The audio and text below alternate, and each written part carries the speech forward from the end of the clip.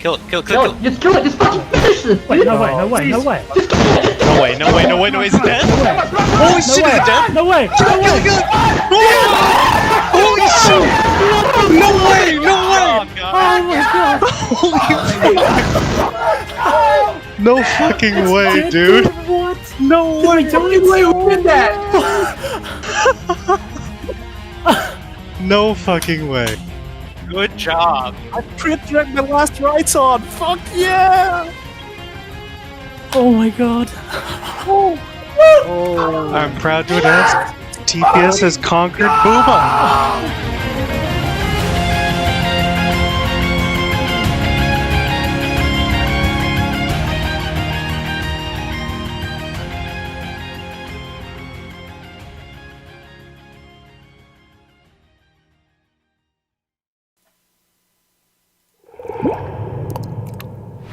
Welcome everybody to MogTalk episode 212. If you guys are unfamiliar with MogTalk, it is a show based around the Final Fantasy XIV community discussing everything from Savage Raiding to Chocobo Racing. Today we are going to be talking about the world first clear with thoughts per second. And I'm going to have everyone here on the team. This might take a second, but just kind of introduce themselves. The people who are currently able to introduce themselves, and then maybe I'll have some of you guys introduce maybe Phantom here. Tell everybody kind of who you are, what job you play, and kind of how long you've been with the group. I'm Ara. I play Astrologian for the team. I've been with them for, like a year and a half now? Okay. So that would that be only just one tier? One other tier? Or did you do all of this expansion? Pretty much, I guess, if you'd count when TPS started, it'd be when we did T. Okay, I got you. Oh, yeah. All right, Brian?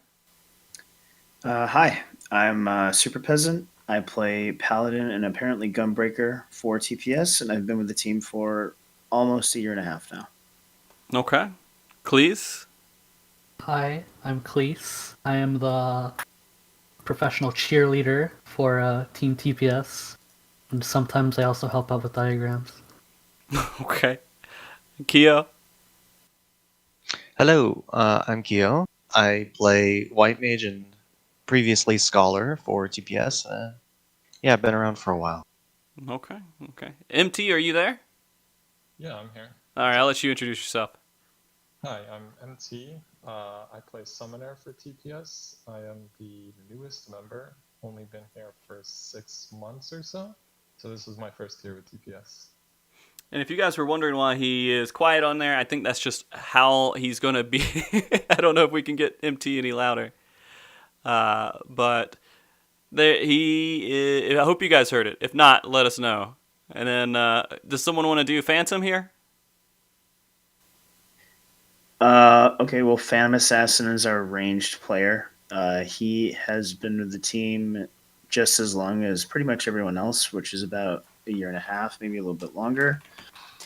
And he is the leader of the team. Okay. The General. All right, Svi? Yo, I'm Svi. I've been with the team since just after the team formed. Like by weeks to months, a very small amount. I play caster, specifically Black Mage, mostly my time here. Okay. Shin? Hey guys, I'm Shin. I'm the melee for TPS, and I've been around with most of you guys for like multiple expansions at this point. All right. And then Sindoff. Sindoff is gone. He's one of the ones that not here, right? No, okay, he's here. No, okay. I'm here now. Yes. I'm Sindoff. I've been playing with this group since, I'd say all the way back in Kefka.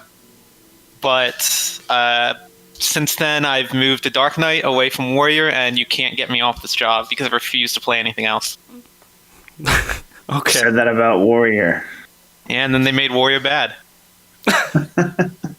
All right. So before we get into this, Shin, what the fuck is your image? This is a profile picture I use when I have no other profile picture I'm feeling. I yoinked this off of Pixiv somewhere years ago. Okay. Isn't it just Pikachu, like, as a dad? Something like that. It looks like Pika Dad. All right. So, for those who are unfamiliar, TPS is the team that claimed world first just a handful of days ago.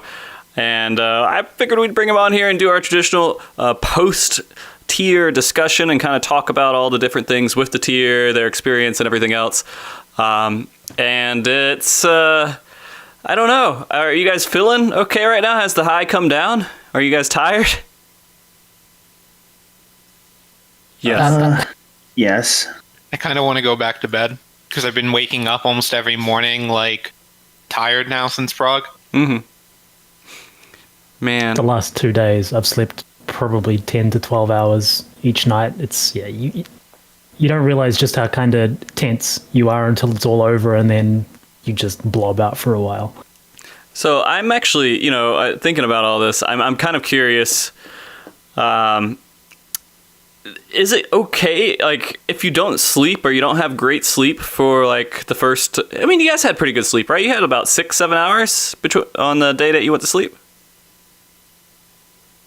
I think it was 6 hours, yeah. 6 Six and a half, something like that. Okay. Yep. But, like, oversleeping doesn't really technically help you, does it?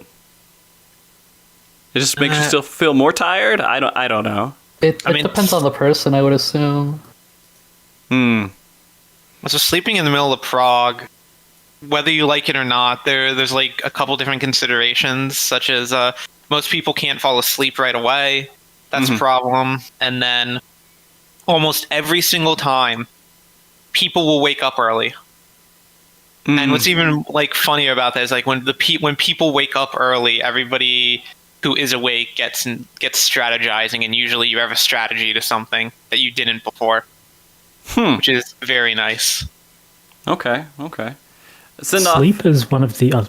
No, go ahead, Svi. Oh yeah, sleep is one of the sort of intangible things that there's no right or wrong answer to how to do it, but it can have a really, really big effect on your overall clear time, especially in World Prog.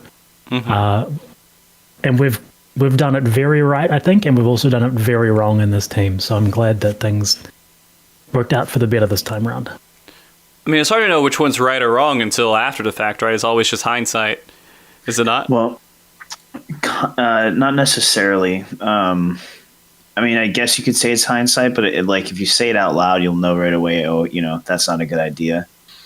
In E8S Prague, we stayed up for 24 straight hours, and for the last 4 hours of that progression tier, we made absolutely no progress. It was just, you can't. It's hard to be consistent, especially on something as tight as the ads phase in Shiva when you're exhausted.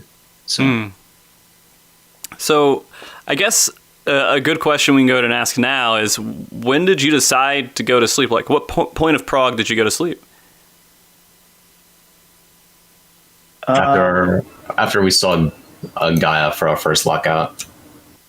Okay. We had actually tried to sleep sooner. We were having a lot of issues, actually. A lot of internet issues, a lot of lag, packet loss. It was actually really bad. At one point, it was probably around 8 o'clock EST on the first day, and we were just like, what the hell is going on? Like, me and Fan were having internet issues. It was barely playable. We had a pull where we got to Lion Rampant. We did Lion Rampant right, and I just disconnected right in the middle of it and ended the pull. We had a clean run up to that point. So, yeah, it was. We had a lot of. Basically, after a little while, we were like, maybe we should just sleep.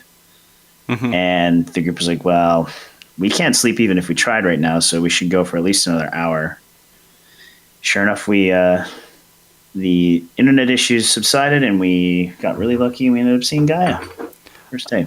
I mean, that's actually a really good point. If you're starting to have internet issues and everything else, and you're about to get to that point to where you need to sleep, it's like, why do you wait out the internet issues, or do you just go to sleep and hope it's resolved when you wake up? But I guess it going away was kind of lucky. I don't know.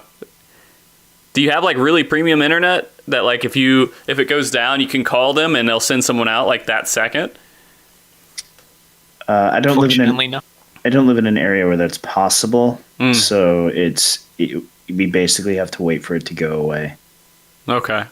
I'd say we lost probably like between the internet issues and then just like the resetting and everything, we probably lost close to at least an hour and a half, or maybe like an hour on that, which was pretty awful.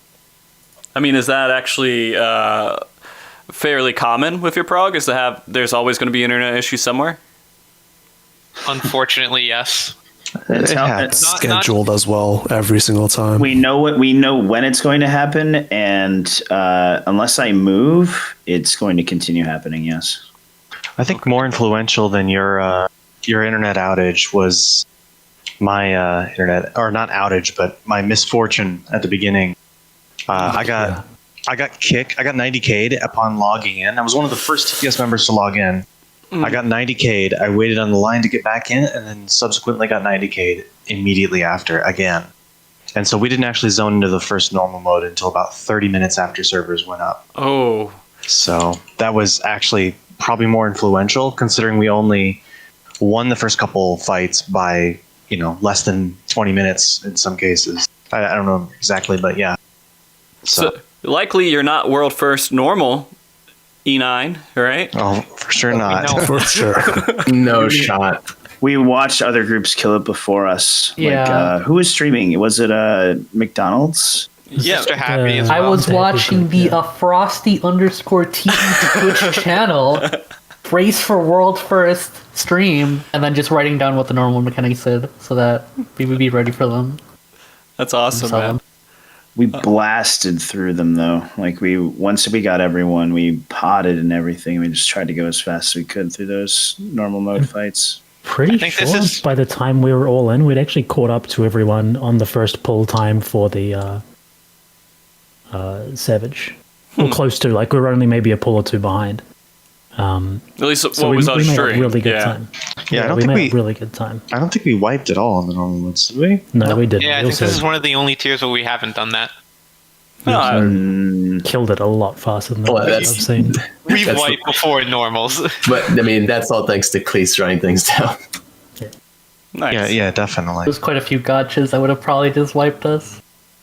I mean, technically that could mean that it helps you not to go in immediately and kind of get the first preview so you'll know what the gotchas were before you went in.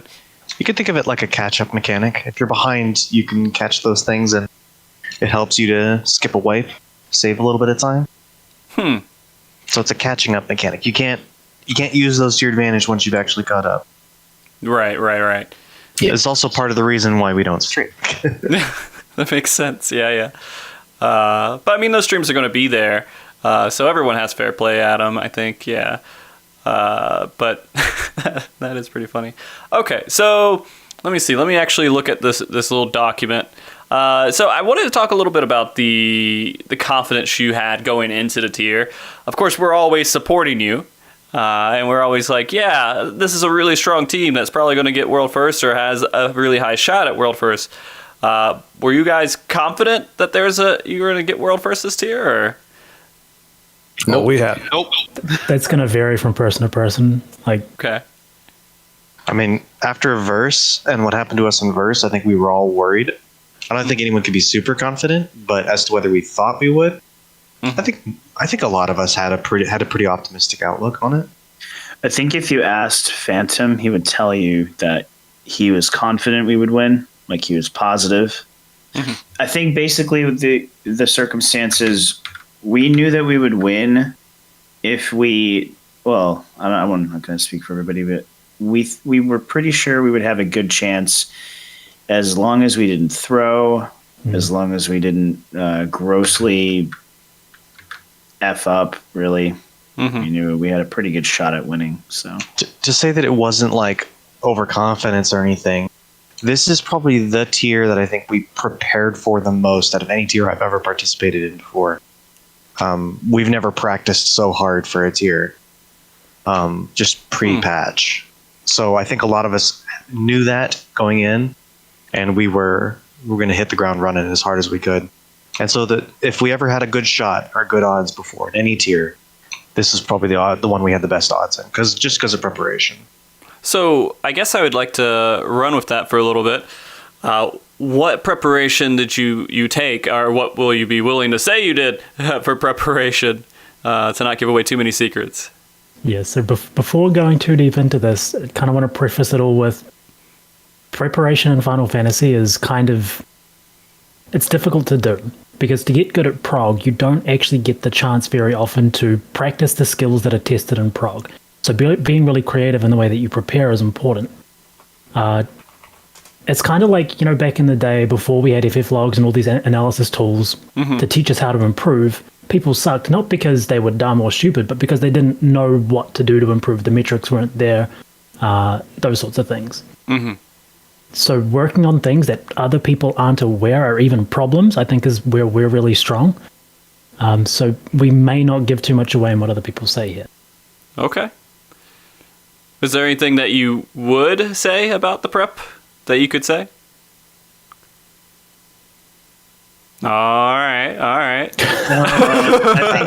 think we would like to hear what Phantom has to say about this, but unfortunately we can't. Yeah, that's all right. Yeah. I mean, our prep in general, like, we did a bunch of different things, and We've already said it before in previous talks. We just do like old content, like minimum item level, things like that. I will say we did the gear off, etc. We did listen to some of the old criticism that people thought that maybe we didn't do good damage, and so we did practice a whole lot of speed killing as well, pre tier, and we pushed ourselves really hard, and I think we got some good results. So, primal speed killing. Primal speed killing. And ironically, We did a whole bunch of primals and got rank 1 times for those, which a lot of people don't do. But the important thing out of it, like, I don't think speedruns are actually that useful, because it turns into muscle memory, but they're actually the skill of being able to speedrun, I'd say, is different.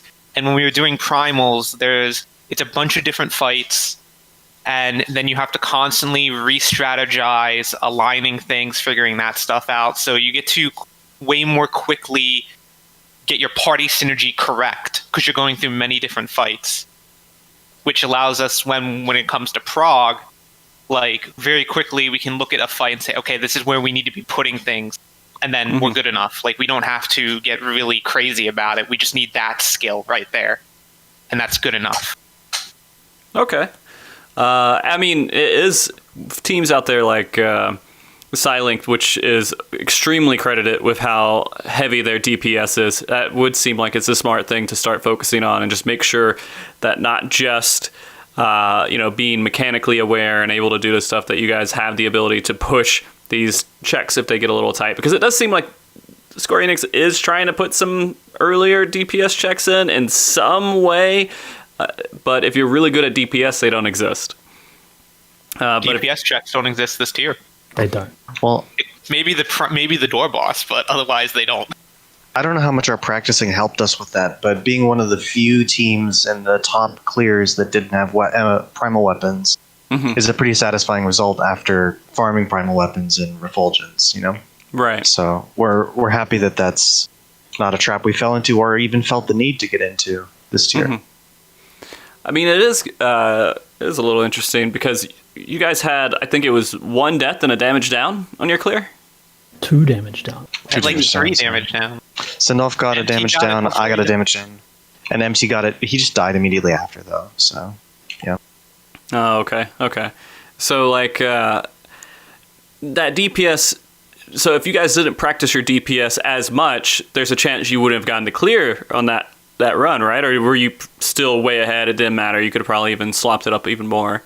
Oh, no, we barely We killed had him. about a quarter of a second before we were all dead.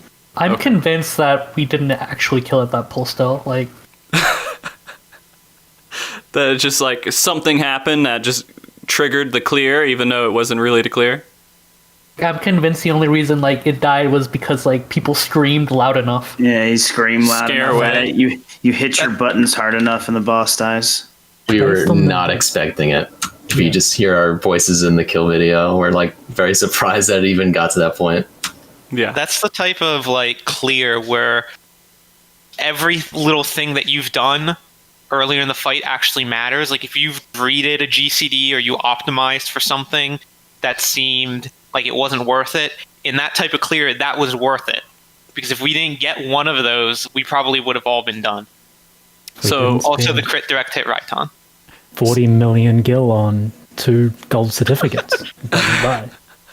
I'm salty about that. That is so basically the speedrun practice stuff is absolutely crucial to making sure that you can get that clear, because you don't know what would have happened the second time. I guess maybe you would have had a clean run, maybe you wouldn't have had a clean run after that if you didn't get it right.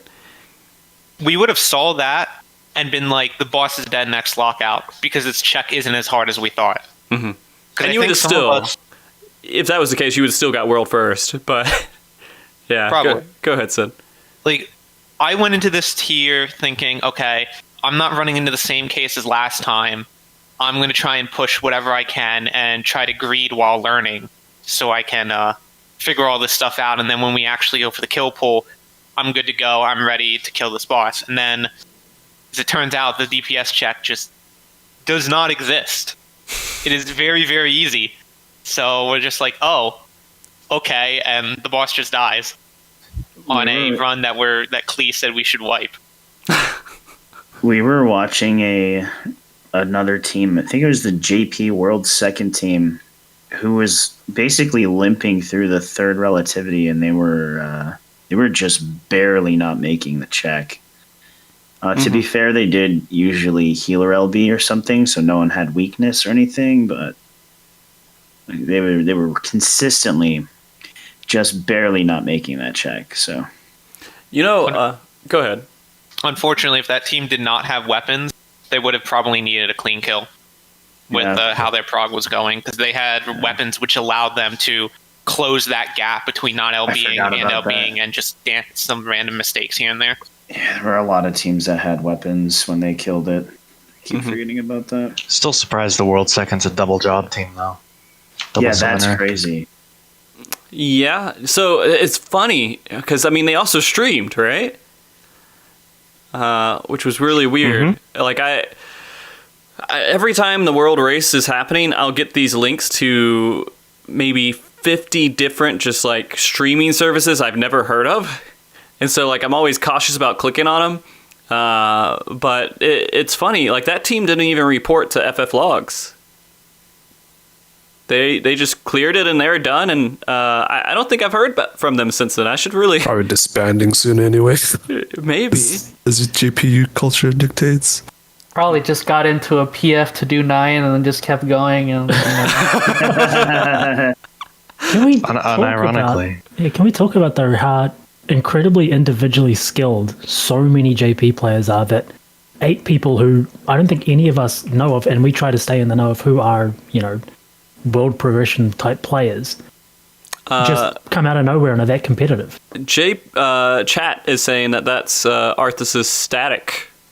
Oh, it's Arthur's static. Okay. It is, yeah. It's his old static. It may be worthwhile talking to them. I'll talk to Arthas and see. So that's the group that the dude on Twitter, Ori's old player, was doing strat for, and he was giving them strats. That makes a lot of sense. I see. Well, I will say, when watching them, they were very consistent. Like, one thing that was important for them getting that kill, even though their advanced relativity was not clean, almost like 7 out of 10 times, everything up until then was clean. They, in some ways, they either just needed like a lucky run or something at that point. Yeah, I wish I would have reached out to him, man. I feel bad now that I didn't try to reach out to him to see if we can get him on the stream, because that would have been pretty awesome to catch that. But I don't know. Sorry, Sin, I interrupted you. I got nothing else to say. Yeah, nothing. Your eyebrows doing okay? Yeah, they grew back. Okay. My coworkers didn't even notice. My coworkers didn't notice, except like one coworker did, and he said it was like our head. It was one of the heads at my job. He comes over and he's like, "Oh, I heard you had to shave your eyebrows because you lost something." And he's like, "That's not good. That's not good. You know, failure isn't tolerated, right?" Yeah, I'm like- yeah. I'm like, that gives me great confidence. Thank you. What were you going to do if you lost this time, Sin? I said before I was going to shave my whole head, but I did that during the summer because it was really, really hot. So Yeah, that kind of takes the punch out of it, doesn't it? I don't think we had any good wagers this time. No gambles or I mean, risks. the big wager was between me and Sphia. If we won the tier, I would quit Fake Grand Order. All right. And we won the tier, and I quit Fake Grand Order. You can delete your account. I mean, I uninstalled the app, so I don't have access to my account anymore. You really got to delete the account. sell it. Oh no. Just delete it. Don't do anything else. It's gone forever. There's no way to recover it. That's true.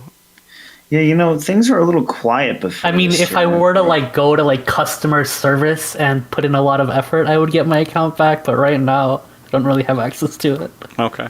What were you saying, Brian? Sorry.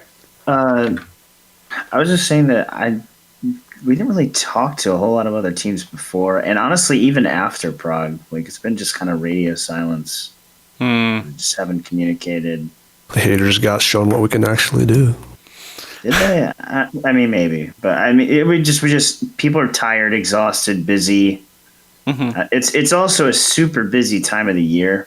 Yeah. So I think a lot of people were like getting ready for Christmas, doing the Prague, and now they're back to getting ready for Christmas or resting after Prague and then going straight back into that. So honestly, super busy time of the year. So I don't know. I also think it's partly that a lot of the teams that we thought were going to be like high up on the rankings, like 1, 2, and 3, were not.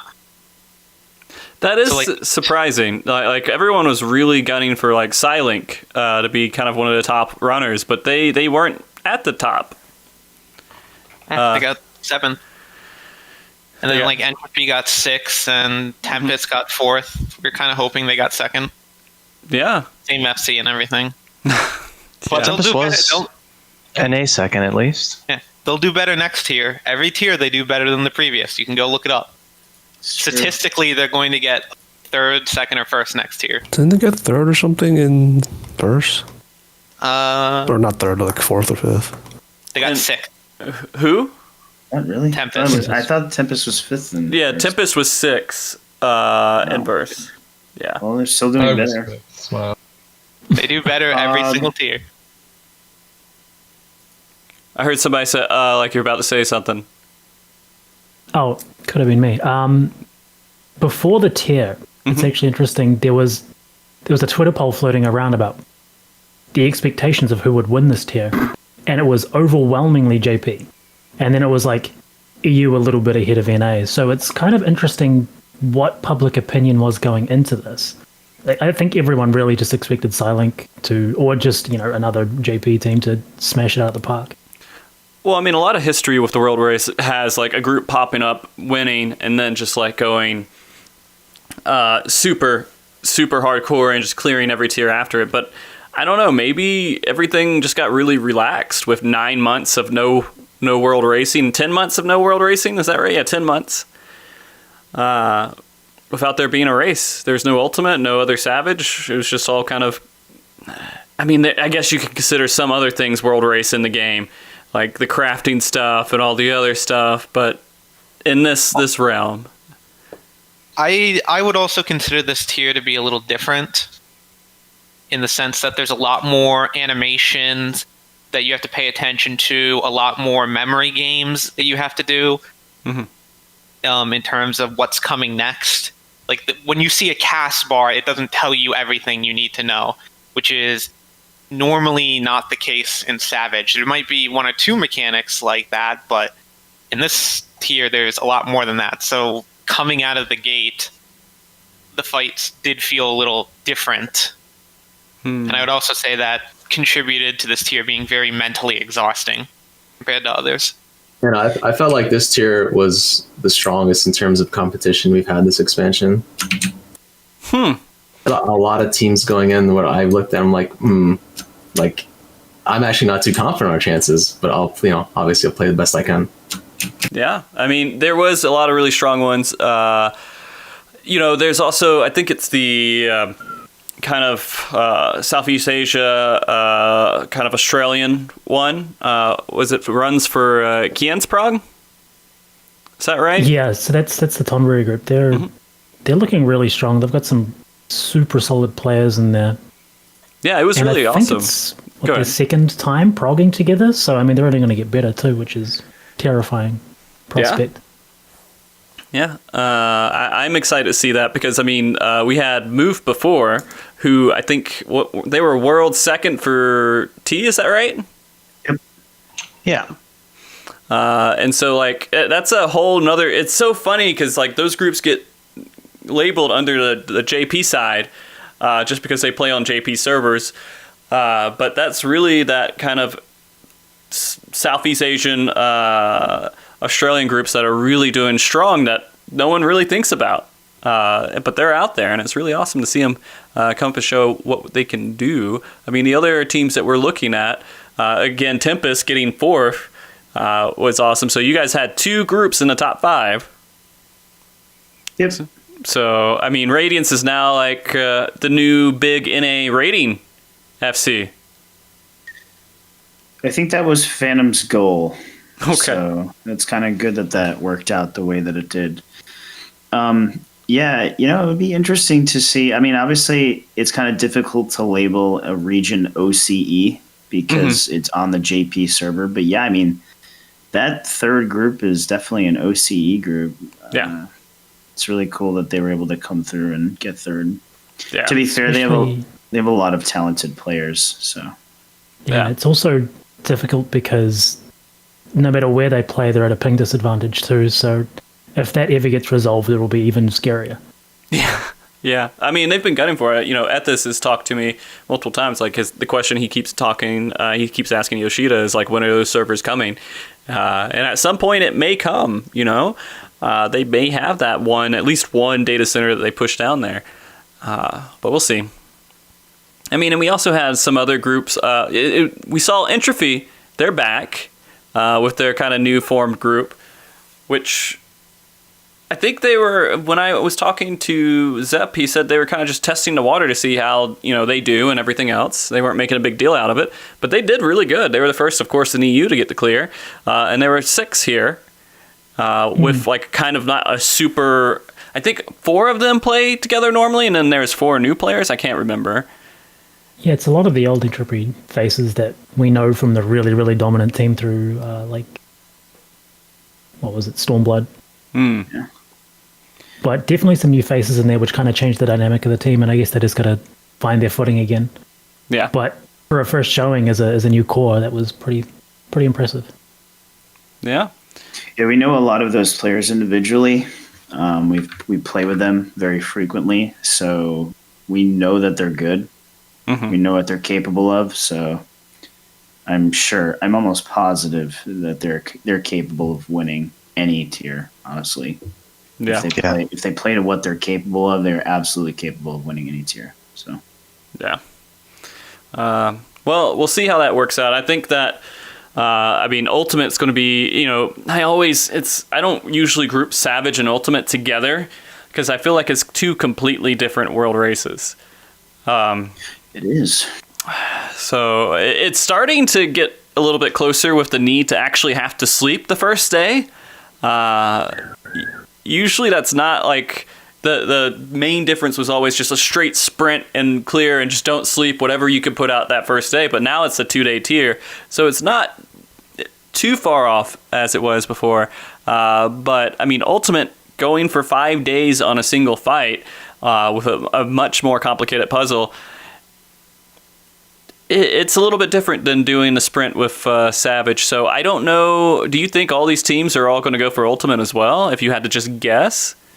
Absolutely. I don't know about the JP teams because they tend to kind of disappear and reappear as different entities with different members all the time. And that's kind of just how they are. That's how they operate, with the exception of like Psylink and One Ace and stuff like that. But when it comes to like the EU teams and the other NA teams that were present, they'll absolutely be probably all the same members, most likely, maybe with a couple changes, and they will absolutely be gunning for the first clear of the Ultimate.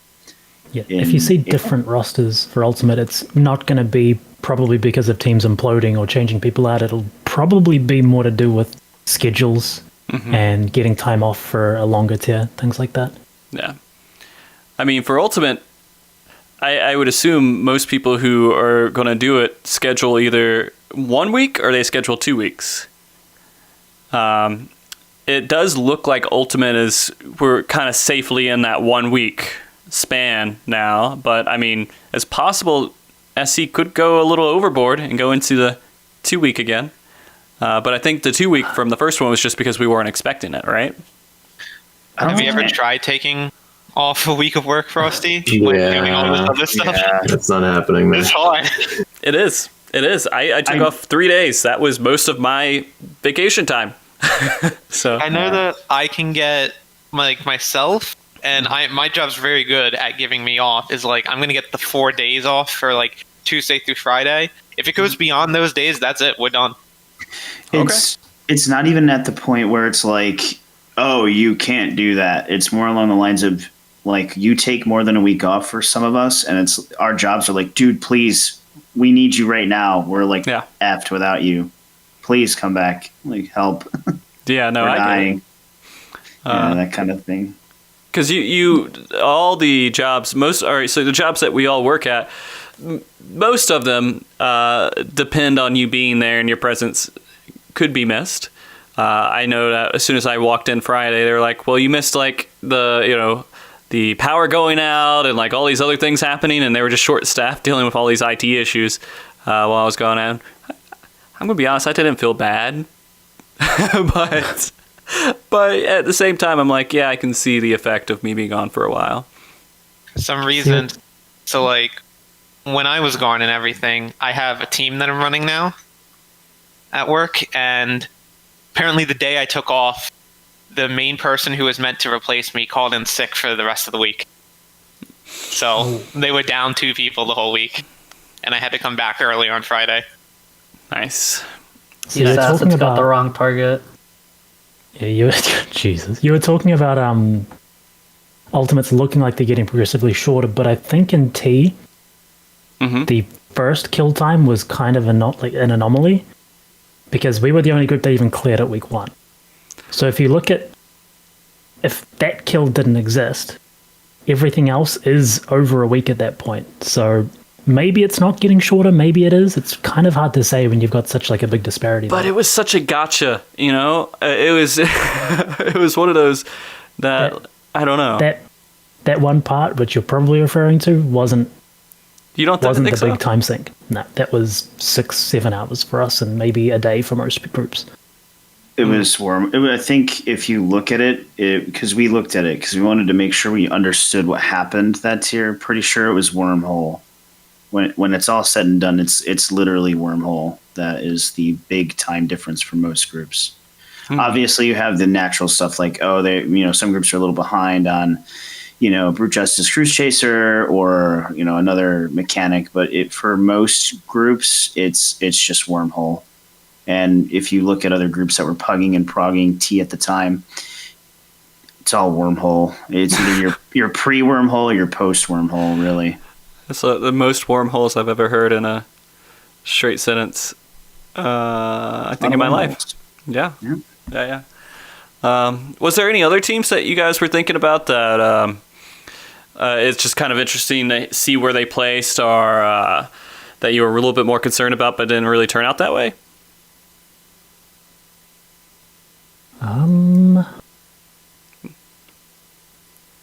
No? I mean, that's as much as I expected it to be. I mean, you can't. I mean, I don't know. I guess I expected Entropy to be top 3. Honestly, the whole time we were progging, we thought Entropy was ahead of us. So they're pretty quiet. Or we were expecting any group to kill before us. I remember mid E11S. I'm pretty sure I heard Phantom say something like JP killed this already. I wasn't sure if he was telling the truth or not. And I'm like, oh man, are we throwing? But it turns out no. Yeah. Well, I mean, we don't even know that, to be honest, with some of the JP groups, because if we go back and look at the FF logs, maybe we can analyze something there. But go ahead, Svi. I I think a lot of them only actually report if they're first. But I was going to say, it's also, this isn't like a PvP game where we're having to scout other teams. So we actively try to avoid focusing too much on other teams, like just focus on exactly what we're doing. The way that other teams play literally cannot affect us. Only we can, and our mental. So getting distracted by anything outside of our team and the way that we're playing isn't really ever going to help in any way. You're actually absolutely right about it. That's what makes the world race, I think, great, in my opinion, is that you're always just trying your best to do as well as you can. It's never like, oh, this other person made us lose because they're so good. So it kind of creates a little bit more of a wholesome atmosphere, competitive atmosphere, a lot better sportsmanship, until, you know, someone is trying to take your players away from you and, you know, make them do commentary or something. Oh, no. Oh, no. You know what will happen is that, like, what's going to happen next time is Entropy is going to give me $2,000 to buy Cleese for the commentary. Oh my god. Let's see. I don't even know what's being spammed in chat. What is this? Some meme. Is this a new meme that was just created? This was like, I don't know. It's not new because I remember seeing it before. JPAK, Jabaited PogChamp, is a static on Aether that often tricks Rusty DB while updating the World Race spreadsheet. They're known for downing the final boss of the tier 42 minutes after patch comes up and being congratulated by everyone. I have never heard that. I mean, I know that I think in Shiva, my personal raid group, we called ourselves JP. Oh, no, I remember that. And you know what? I changed that name, if I remember right. You did, yes. So I think it was something like Cleese is a dirty liar. It was Cleese's Pit of Lies. That's what it was. Yeah, that's right. Oh, jeez. All right. Cleese, just to go on that, again, we were talking about this a little bit during the event, and you made scheduled tweets to troll people, is that right? Essentially, yes. You know, back in the 3rd grade, a classmate of mine once told me, "Hey, Cleese, does your mom know you're stupid?" And I was like, "No."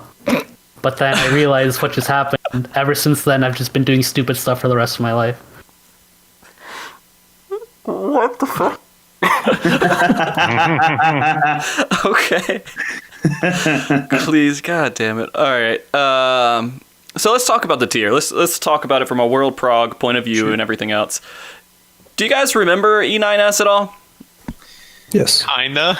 Okay. Yo, oh my god, someone asked us that question. Someone's like, we were talking about, like, and someone was like, do you remember what we did for E9S for, like, this mechanic? I'm like, I don't even remember what the hell the boss was. It took me a second. I was like, oh yeah, it's Cloud of Darkness. God, I remember now. Honestly, it was a blur for me. Let's start from the fight. Start at the beginning of the fight. What do other people think? Disappointed. Okay. It's the first fight of the tier. I like the platform phase. Yeah, Same. I think a lot of us, when we saw the platform phase on stream, we started like theory crafting what they could do with it, and they did almost none of it. They did some of it, like all of us having to compress to one side at one point, but I think we expected more of that phase, and the like whole bulbs or like vines or whatever you call it, that phase, that was more the wall, because there's no clear way of determining how those mechanics work half the time. You would just, everybody would die and be like, okay, what killed us? We don't know. And the platforms are just way more fun. Okay. Yeah, it felt kind of like cheap, because it's one of those mechanics where, it's stack into chariot into sides, but you won't know until she does it, and then you got to write it down for next attempts. Where the platform thing is like, if 2 people stand on the same one, we just fall through and die. And it's like that whole part where like she cleaves half the room. while the platforms are up, that's really fun. Where everyone has to run to one side without tripping on each other. Or I gotta ask you, what are you playing right now? What are you doing? Oh, you can hear my keyboard? I'm sorry. No, it's okay. I pushed it up. No, it's good. No, I heard it. I heard it when you were talking a little bit. It sounded kind of intense, like you're shooting people or something. So I was typing in a DM. Okay. So I guess the one thing that I would like to talk about is that it took about one lockout. Is that right? I think so. Yes. I don't think we had to rezone for that. We don't know. No. Okay. So when you're going through there, was there any point within that fight you're like, okay, we need to stop and talk, or was it all like super obvious? You just kind of blasted it? Anti-air, baby. That was the mechanic that was just completely obfuscated by all the graphics they throw at us. Yeah, it was hard to tell what was going on. Not to mention the even when you do see the beams coming out, it was hard to tell that there were like tank specific sections and player specific ones. Like we knew we needed to be in the wall, but you like scrunch all together and you can't tell why you're dying. Mm-hmm. So the visible was hard. It's hard to sort out why. You're gonna have visual clarity being a problem a lot when we talk about this tier. Okay. Mm-hmm. Which isn't a bad thing. That's part of That problem is- solving. Terrible thing. I disagree. Fight. I'm a big fan of visual clarity because it can be very hard in this game sometimes to see things. And I prefer getting advantages from trying different things in terms of positioning to solve a mechanic by getting the visual clarity. Like getting good visual clarity is something you can strategize around. You can plan to move people around in different places or spread out in particular ways to be able to easily see what's going on. And that's a strategy. It's a skill. And I don't mind You it so ever tried much. to see a boss animation while it has a Fire 4 animation over it? turn them animations. Turn on everyone's animations and you will not be able to see the boss ever again. I think that was part of the problem. We weren't really sure what was happening for anti-air or what's the other one? It's like anti-air and Wide range? angle? wide angle. Yeah, it was like anti-air and wide angle. We weren't sure what was happening because we couldn't see everything. Everyone would just die, or like, wait, I thought we did it right, and stuff like that. So, pretty sure other groups had similar experiences there, but we just weren't sure for like a pull or two.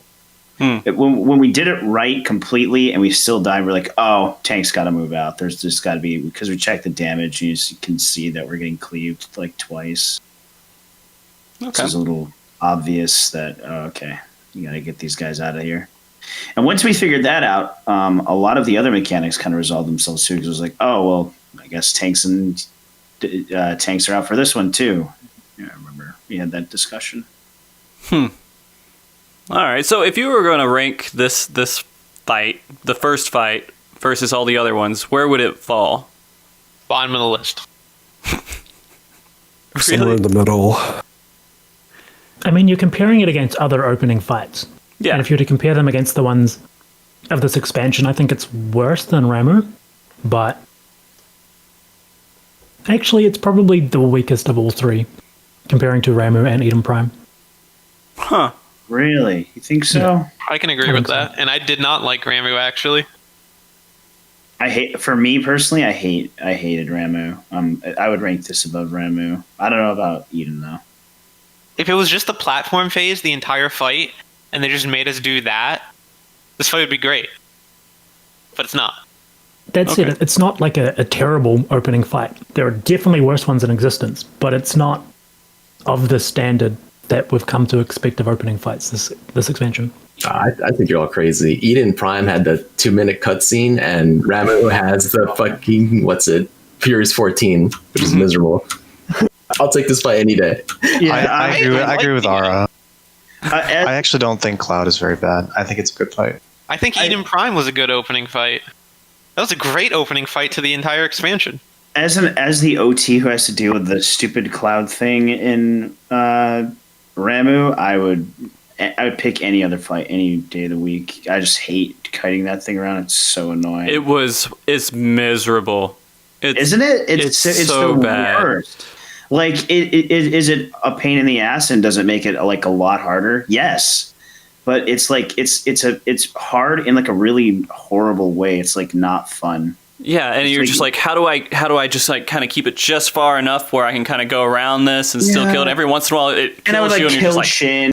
Yeah. I would like, because we didn't really. Okay, it would help if we stopped to talk about like, okay, I'm going to be here, and I would communicate. But like, there's sometimes you're just trying to chill, and like Shin is just trying to get positionals, and I'll walk into his positional like point, and he'll walk over to get the positional. I'll just murder him with like my AOE while I'm trying to kite away from this stupid cloud. It's just, I don't know.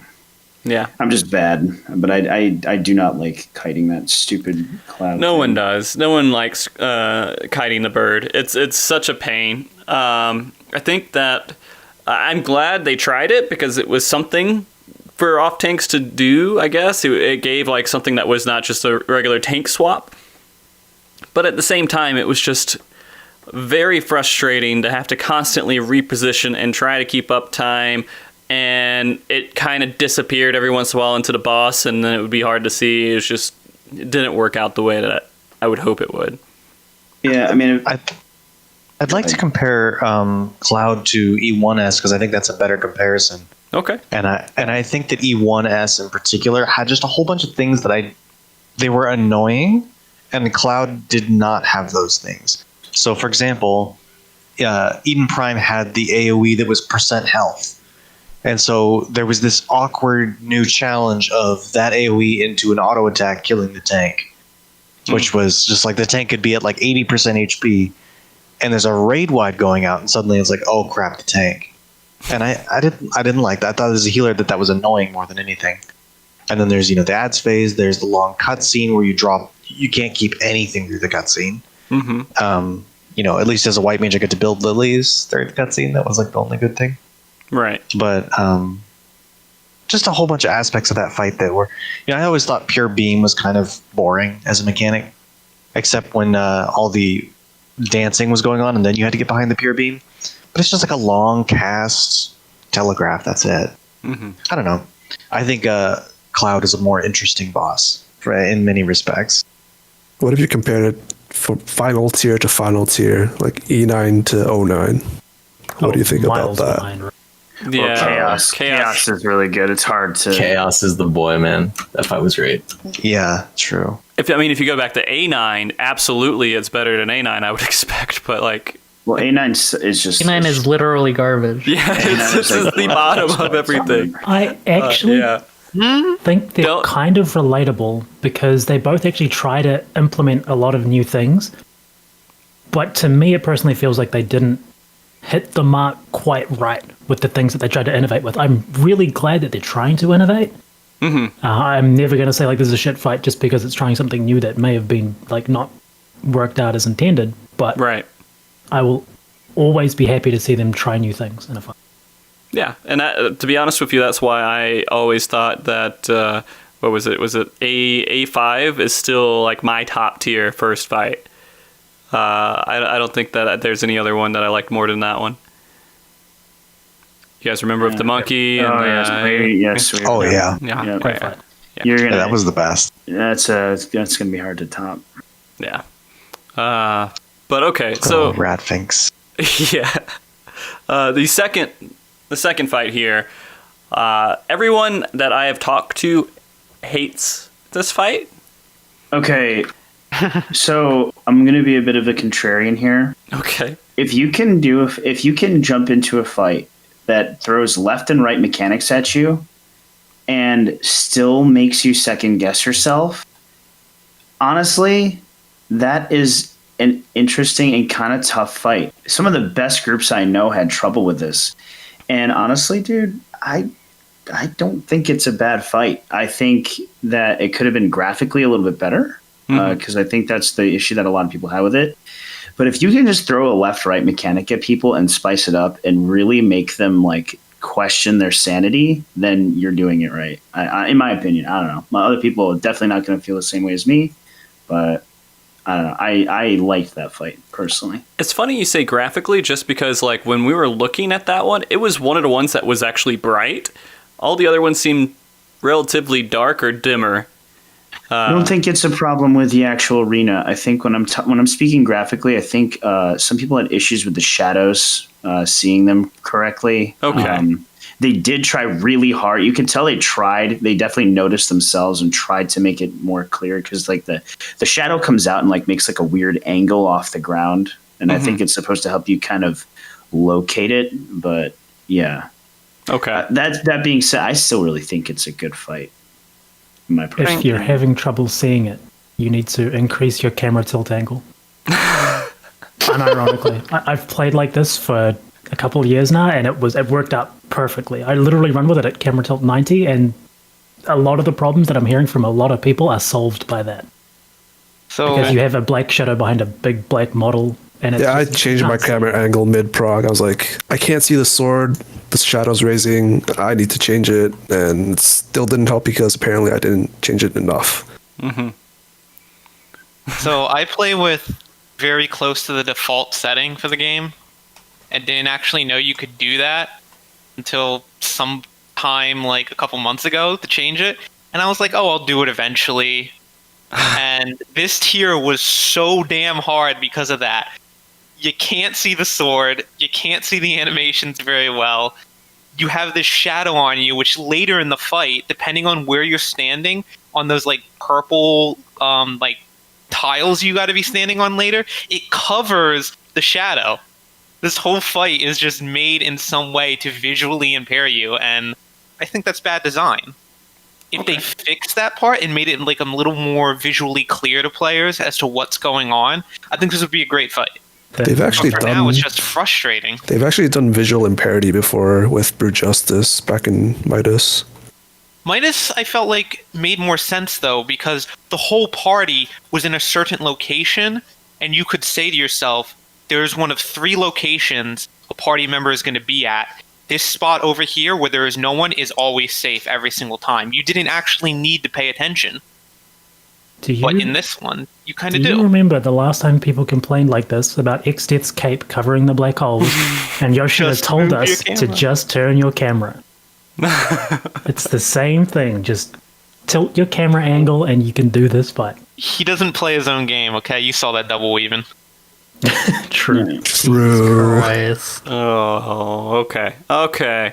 All right. So, is there anything else you guys want to comment on this one? This fight looks like it took you in the range of 2 walkouts, maybe 3. It took us longer than we thought it was going to, for sure. I think if we threw any fight this year, execution wise, it was definitely E10. It took us longer to kill this than it took McDonald's to kill it. So even though we got first on the fight, they actually spent less time than we did on it. So from like a like weird like it's I think that's like an interesting metric just because a lot of people look at just who finished it first, but you could also look at who finished it the fastest from when they entered, and they finished it before us. I know I didn't particularly play well in this fight, and there's a lot to say about it in that regard, just partly because I feel like visual impairment, but there's stuff to do in it. Like you actually constantly having to be moving around the room, making sure that you're baiting the right stuff, and I think that's great. It makes it fun, active, and engaging. It's just I think people just don't like the shadow aspect of it when having to like react to animations. No, what you don't like is that when you fail it, it's just like, hey man, why can't you do left rights? That's, yeah. I mean, there's that too, but like It's just left rights. Just It's a fight that makes you feel like you're dumb when you mess up. Like I think after a wipe, I just had to look back and be like, do I know my left from my right? Am I okay right now? Well, if anything, I feel like this fight in some ways reminds me of Innocence's design choices. So like, you remember if you've ever done like a long Innocence fight, that fight it's hard to get through the whole fight without anybody getting hit. So the DPS check is easy. Also, it's a primal. This one, the DPS check is easy, and getting through the whole fight without anybody making a mistake is like actually quite difficult. They did tune it too low, in my opinion, given those conditions. We killed it with 4 deaths, a healer LB3, and 8 damage downs. It's very forgiving in that regard. We did have crafted, though, to be fair. Yeah, we had crafted going into this. I think last year, I'm not sure. I'm pretty sure we did not going into that fight. Mm-hmm. So I guess I do. Did I ask this already about if your gold certificates? I didn't ask you guys about this yet, right? No. Okay. So gold certificates. Sophia was trying to get people to get them. I'm guessing you guys all got them. No. Some of them. No. We got Two. We got two. So we got two of them after having not only I was going around shouting on every server. Sophia and I had party finders up. The whole FC was farming Wondrous Tales, including getting alts on that had no content cleared to farm second chance points. Nobody got one. I came really And close. then- I had 8 out of the 9 stickers I needed, and I just needed the last sticker to fall into place. I had a 12% chance. Didn't give it to me. Yeah, but that's all fine. What really takes the cake for all of this is that we were offering 20 mil, and the moment the server comes up, you can start checking the market board. There are people putting armor pieces up for 10 to 15 mil immediately. It's just like, why? Where were you earlier in the week? Do you hate money? You just hate Gil? That could be it. Yeah. The money's gross, dude. It's gross. All right. So you know what I'm going to do? I'm going to, throughout this time until the next tier, I'm going to just constantly do it until I can get a gold certificate. Then I can just hold on to it, right? Yep. Yeah, you can Okay. sell And it then to us right before 6.0 prog. comes out. Okay. I need some money. So I'll start working towards that.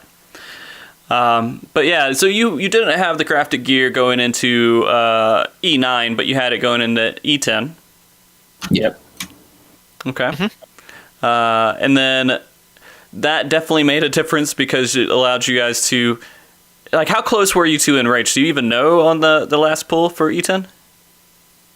We were still ahead. Like, it wasn't close. Really? We were like at the part where the boss starts spamming AoEs, but we wouldn't even see the cast for the enrage. So you didn't even really need gear to lock that in? No.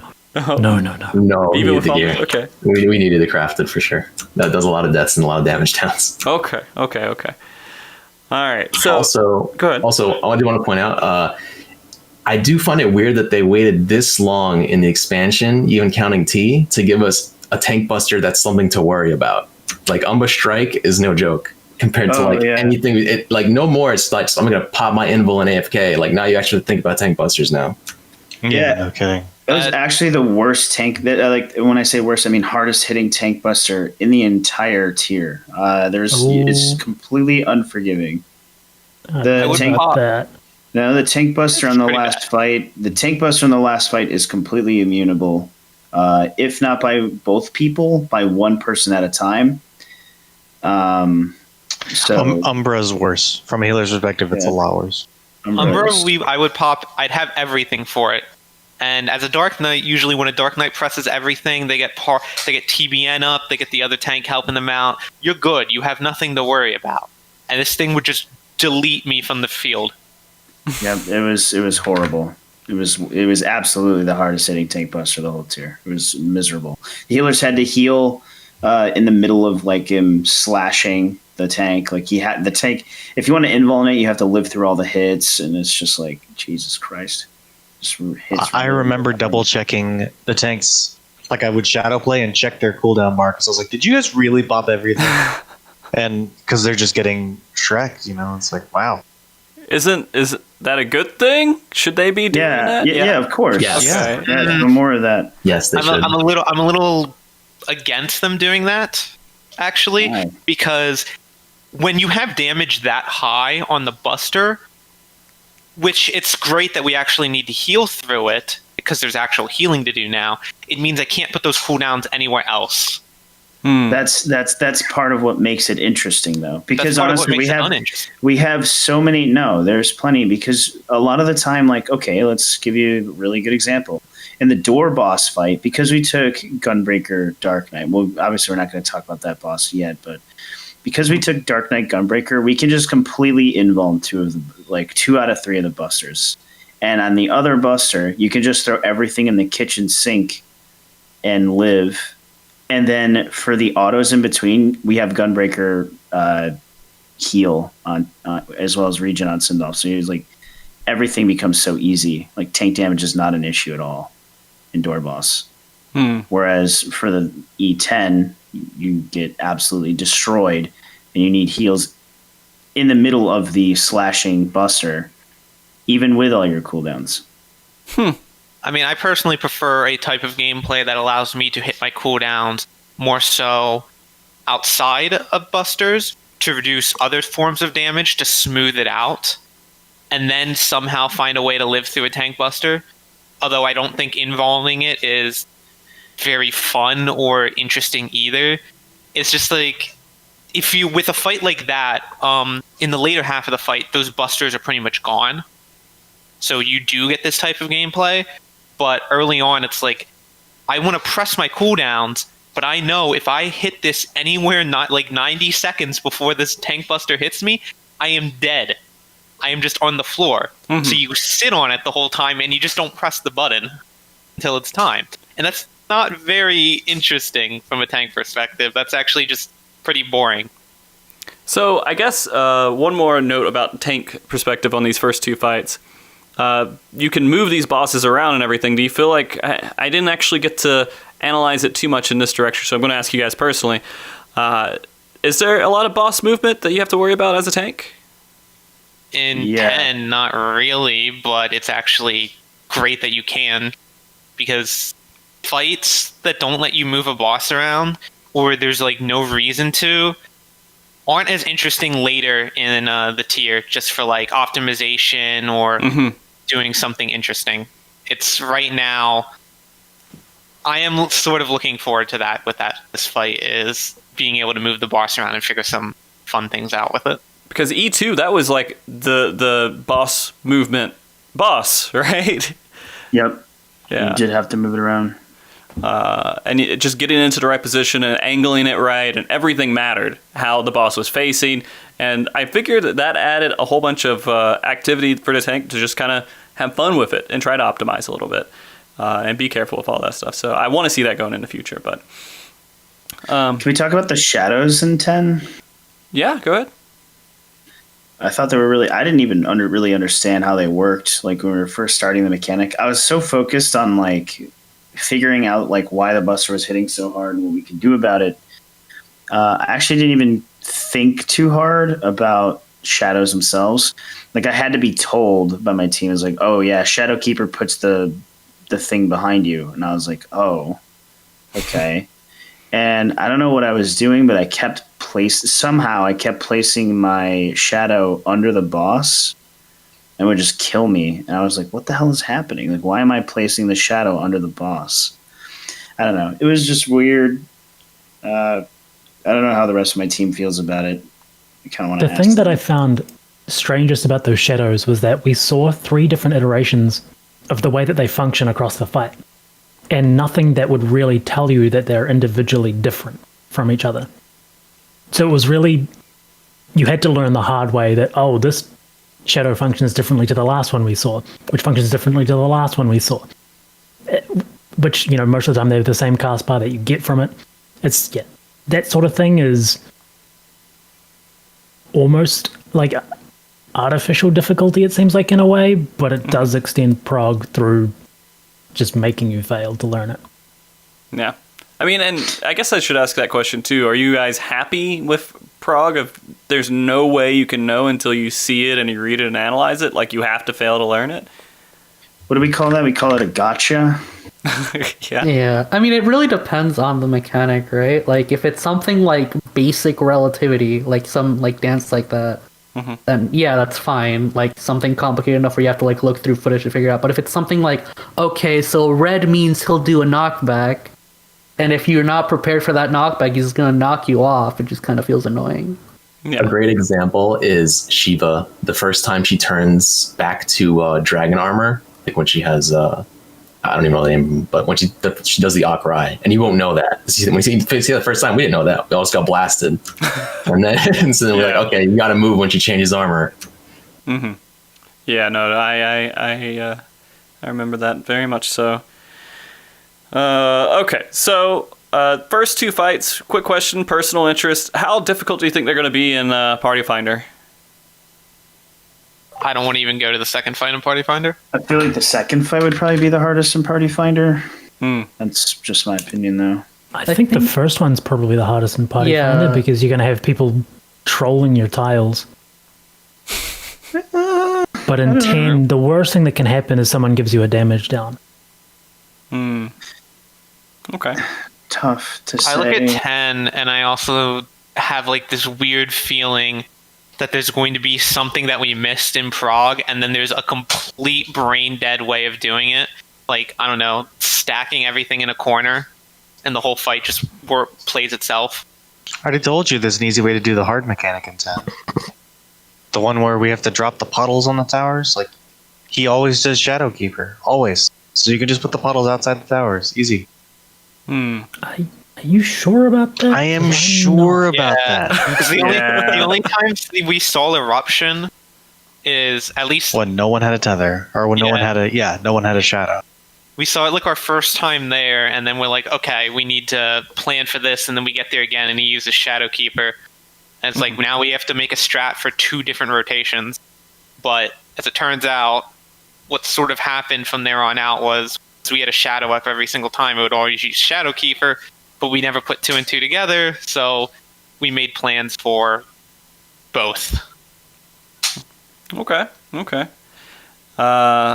So it's funny to hear you guys still debate what is actually happening in those fights after already clearing it. When you pull something so few times before you kill it, you don't actually get to see enough things to be able to say this is 100% exactly how it works. Because when you've got 50-50s and 1 and 3s and those sorts of odds, you need a really, really big sample size to be able to say for sure it works this way. Yeah. Okay. The only reason I can say with confidence is because I watched a bunch of streams afterward, and I went in and practiced a bit afterward as well. And every single time it was Shadow Keeper first. So I think a good thing to notice about that fight is, that sword that he brings up and then his shadow slashes. I think a whole bunch of us, until maybe around when we cleared or even after we cleared, didn't realize the boss doesn't cleave as well. Yep. So we were like trying to dodge both the boss and the shadow at the same time. But the boss doesn't do anything. Yep, he's just telling you shadows what to do. He doesn't actually cleave, which seems weird, but whatever.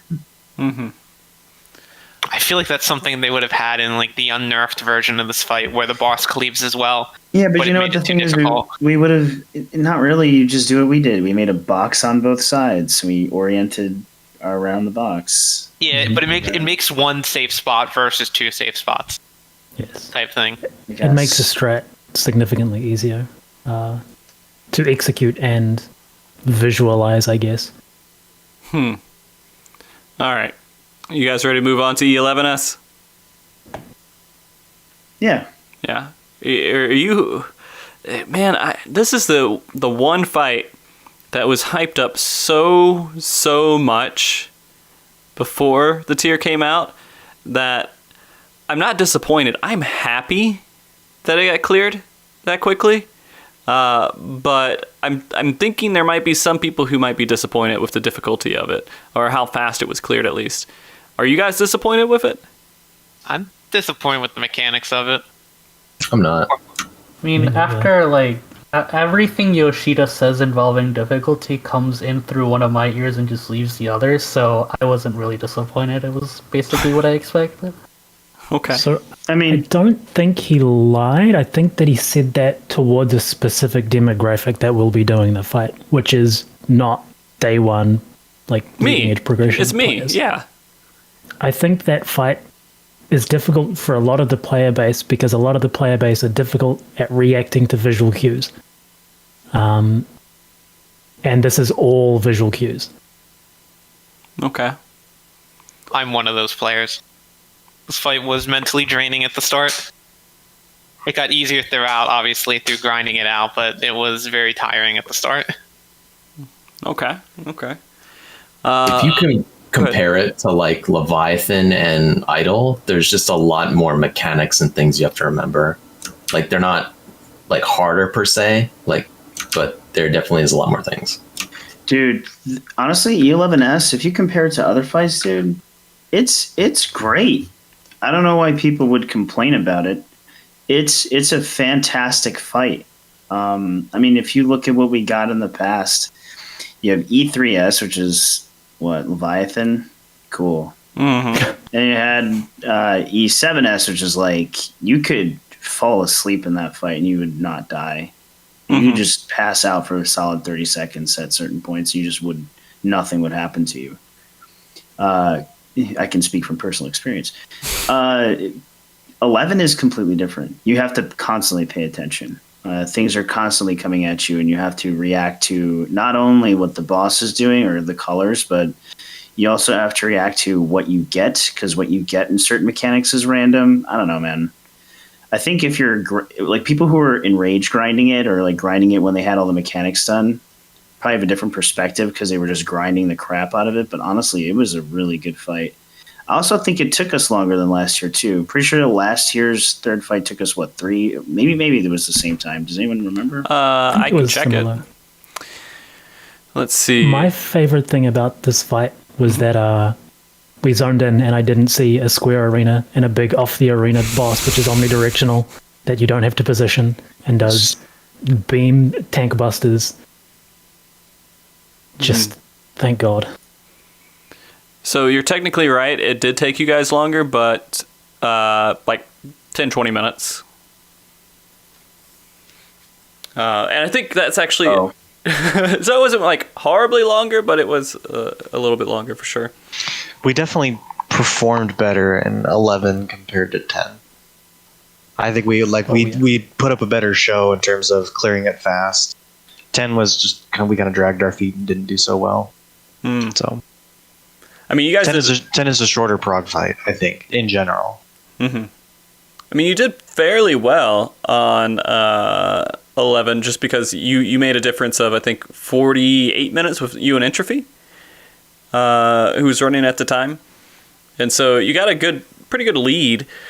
I think the funny thing is I don't think Entropy did very well on 10 either, because they wouldn't report their time.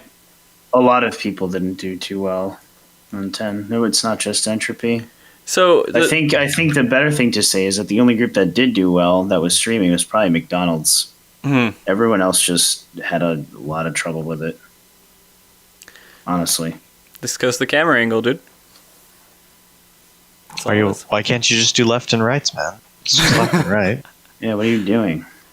So I think what you were saying earlier, Svi, is not having that off the arena boss was a very relieving thing. Are you guys just done with off the arena bosses? I think they have a place. I just don't want to expect it every third turn because it makes them be very kind of narrow in the way that they design mechanics specific to that. If it's going to be an off the arena boss, make it like Shinryu. Shinryu is like, everyone's like, oh yeah, Shinryu, I've done that fight. Well, okay, we'll go back in and do it right now, min-eye level. You will get destroyed. Like, that fight is actually hard. If they made every off the arena boss like Shinryu or harder, save for a couple things that we could be spared, like the ads phase, like why? Like why?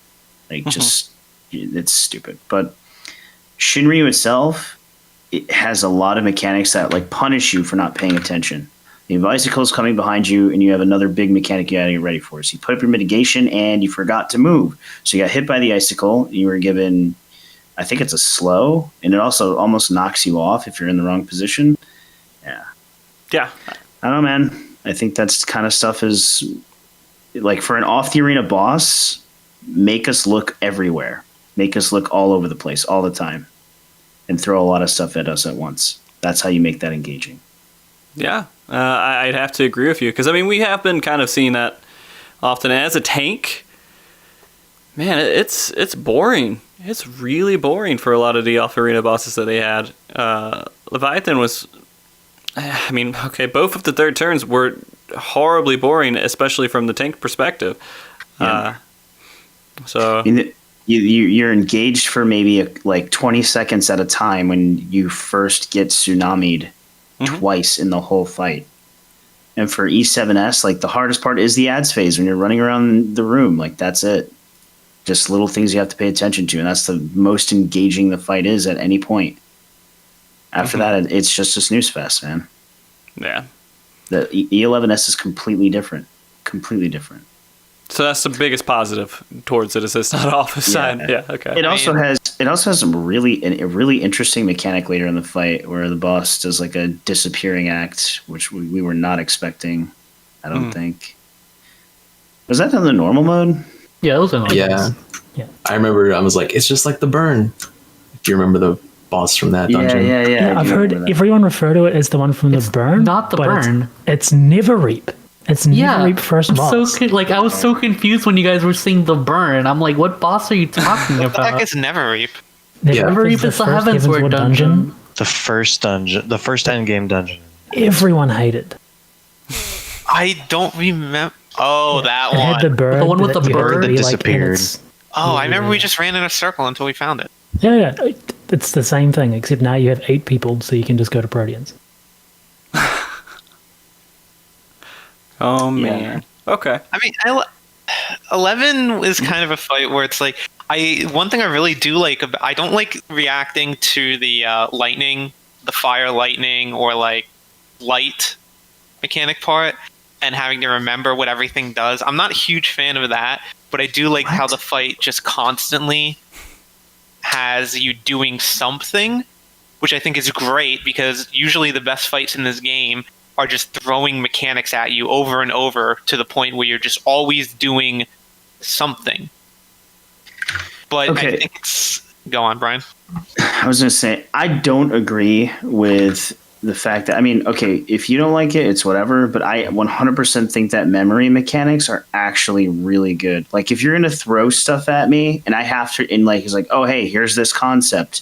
Okay, well, I'm going to bring this back, and you're going to have, like, no time to react to it later. I actually like that. If I'm doing something else, and it's like, hey, I'm going to do this at the same time, and, like, you have very little time to react, I appreciate that. I like that. Especially when you get like that one point in time where it throws all 3 of the elemental line AoEs at you, and you have to react to each individual one that does something different. Like, that was good. That was actually good. I really enjoyed that. It felt so satisfying to place your twisters, dodge the line AoE that expands, and then get in before you get knocked off the arena. Like, that was cool. Like, in Prague, I remember the moment we did it right, and it felt so good. So I have the same problem with this boss as I did E10, and this is probably a very specific thing to Black Mage, because the animations on the boss when you're hitting them are much larger. But you were talking when we were doing the line AoE with the light animation, the one that creates the baited AoEs. I remember, I think it was Ara was like, oh, just look when he shoots his gun in the ground. That's the snapshot. And I never saw it, not even once, because if a Fire 4 was on the boss, I literally could not see it at all. And if you're going to have a boss which is small visual tells like that for a snapshot, it's really important that you're able to see it, which kind of tells me that it's not made with the combat system in mind. I mean, it also has Also, like you a hide your animations. pretty distinctive sound effect too. Yeah, you can hear the gun shooting. That's what I used for a lot of it, was the gunshot. Because what is it, later in the fight? Isn't during, what is it called, Circle of something? Is that what it was called, or Cycle? Cycle. Yeah, Cycle. Cycle of Faith. Isn't that last one much faster? And it's just easier to listen to the audio cue for it rather than looking for it. At least I found it that way. So yeah, do you turn your game sound down? No, I have it up. It's just, if the solution to a mechanic is to turn off all animations, like including your own ability animations, I think that's bad design. Okay. Agree with that. But it had an audio cue. To be honest, I play with my audio pretty low when I do raids and everything else, because it just gets old after a while, and I'll get a headache if I have to listen to it constantly really loud. People people meme me for having the music off sometimes because like my Clear video, for example, there's no music at all. But I love my audio cues, so it's part of the reason I have the music off. I love having the music on. I'd rather have the music really high and the audio very low. But that's the casual side of it, I guess. Is there anything else, any 11 that you guys want to mention before we move on to the one that? How long did this? Voice lines. Voice lines. The boss was voice acted. Oh, sick! It's sick. I loved it. Very cool. Love it. I felt like they definitely had to, and they had the voice actors already ready, right? I mean, these are characters within the game. This is my biggest grievance about raiding back in the day, all through Coil and Alexander, and I don't think Omega had any voice lines either. And it's just like they did not want to give Savage rating or even rating in non-Savage rating any voice lines at all. It was all restricted to MSQ and some trials as well. 24 man's got it. Bless, we have audio. We have voices in raids now, and I'm just so happy. It just adds so much to the feel of the raids to have the boss talking to you. Yeah. Although, I mean, I don't know what the logistics are about getting voice actors and everything else. But they have to get it for how many languages is it now? 4? 4? Is it 4? Yeah, it's Japanese, English, Dutch, German, and German and French. Yes, that sounds about right. Okay. So, I mean, it's the voice actors they luckily already had lined up. I mean, technically they could use the same voice actors and just for new voices and everything else, but I don't know. I have to agree 100% that if they voice acted more of the fights, they would be way more engaging no matter what. Something really cool about the boss doing that one bind ability, and it just goes, "You're not going anywhere." Yeah. Yeah. I thought that was cool. I mean, it brings me... Go ahead. I was going to say, like, aesthetic-wise, this boss is just awesome. Like, the visual, like, always like a mix of Thancred, Ranjit, and I think it's Innocence. And just, like, the voice lines and sound design, it's just awesome. It was really cool, yeah. I actually thought it was going to get a little bit old, hearing, Eden's promise say, joined as one, never to be parted, unbound by past or future in this one single perfect moment, like 100,000 times, but it actually never really got old. So, It sounds so epic when they say it, like, especially on the later fight, the last fight of the tier. We'll get to that obviously later, but man, some of her voice lines are so cool. They really are. Definitely. I mean, we can go ahead and move on to the last fight if you guys want to. Are we? Well, there is one thing quick things I'd like to say about 11. One, I'm disappointed we didn't get to move the boss more. The boss is too planted in the middle of the room. I don't know. I moved the boss for the first mechanic so you could get uptime. That's all you move it for. Otherwise, you plant it in the middle of the room, and I think the game needs to really get away from that. We need to go back to a time when positioning mattered and moving around the room was a thing. Yeah. But the other big thing is I never hear anybody talk about the mirror phases too much, and I really think they're either underutilized or they're an idea they had and they never got to fully use them, and they're just sort of there because they're not that difficult. They're a problem you have to solve, but it's like, oh, here's 4 giant mirrors, corners are safe, as well as next to the boss. Just use those as safe spots, and I really kind of wish they did more with it. Coming back to visual clarity, by the way, that mechanic was good for visual clarity. Like, you freeze frame that in the clip, and you could see the safe spots pretty well, but it wasn't super easy to measure. So, I don't know, I like that mechanic. Even if they didn't do too much with it, for what it was, I think, well done. Okay. The center safe spot was not immediately obvious to us. Like, we saw the edge ones, but it was I think Svi who mentioned the inner one first in Prague. It was like, wait, there's a safe spot in the middle. Look, it's over here. And then the next pull, he was just sitting there. He's like, see, it's safe.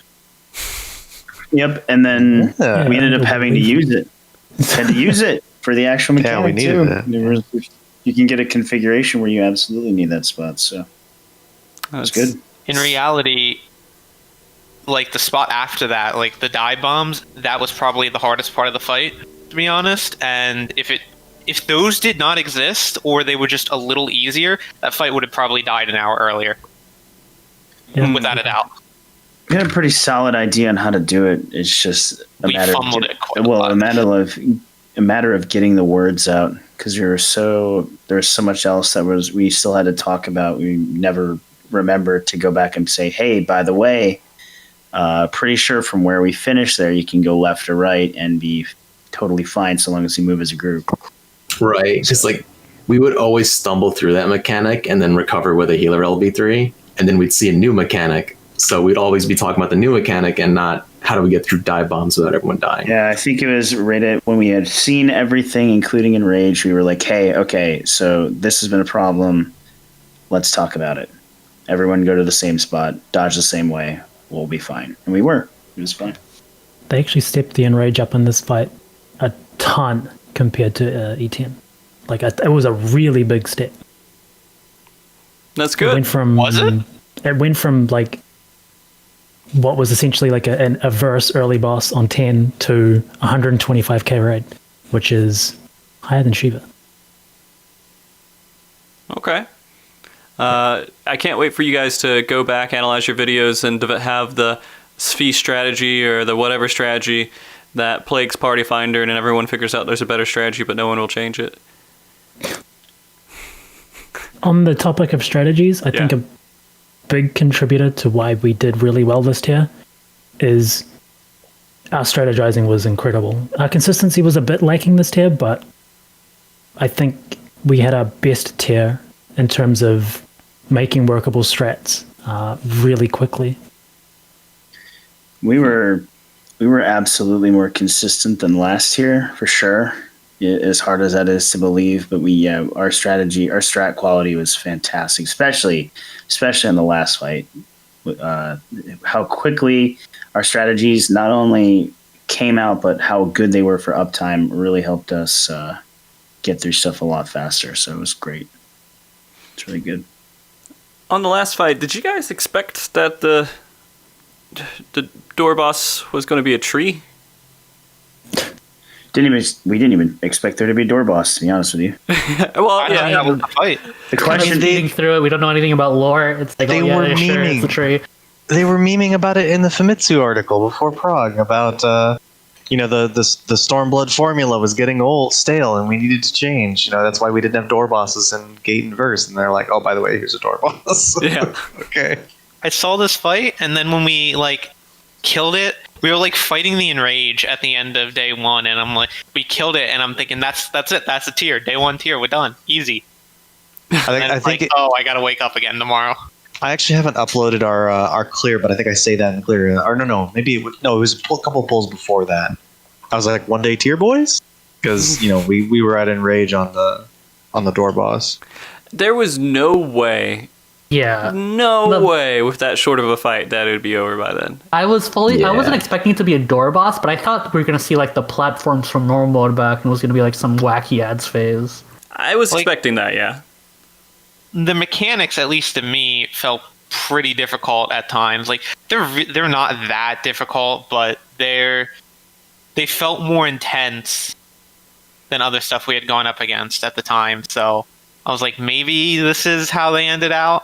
Imagine the disappointment. Would you guys not be disappointed if that was just it? There was no Oracle of Darkness afterwards? Probably. I mean, we were expecting there to be that whole ads phase with the kind of similar to Shiva, where we would go up on the platform and protect Gaia's memories. That's what we were expecting. Yeah, I wonder why they cut that out. I don't. Maybe because you guys complained about ad phase.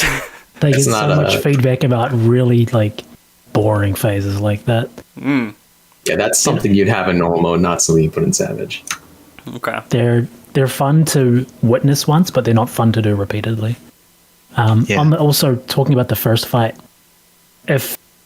from what I've gathered, just from looking at VODs of other World Pro groups, we would have only won by about 90 minutes if there was no second fight.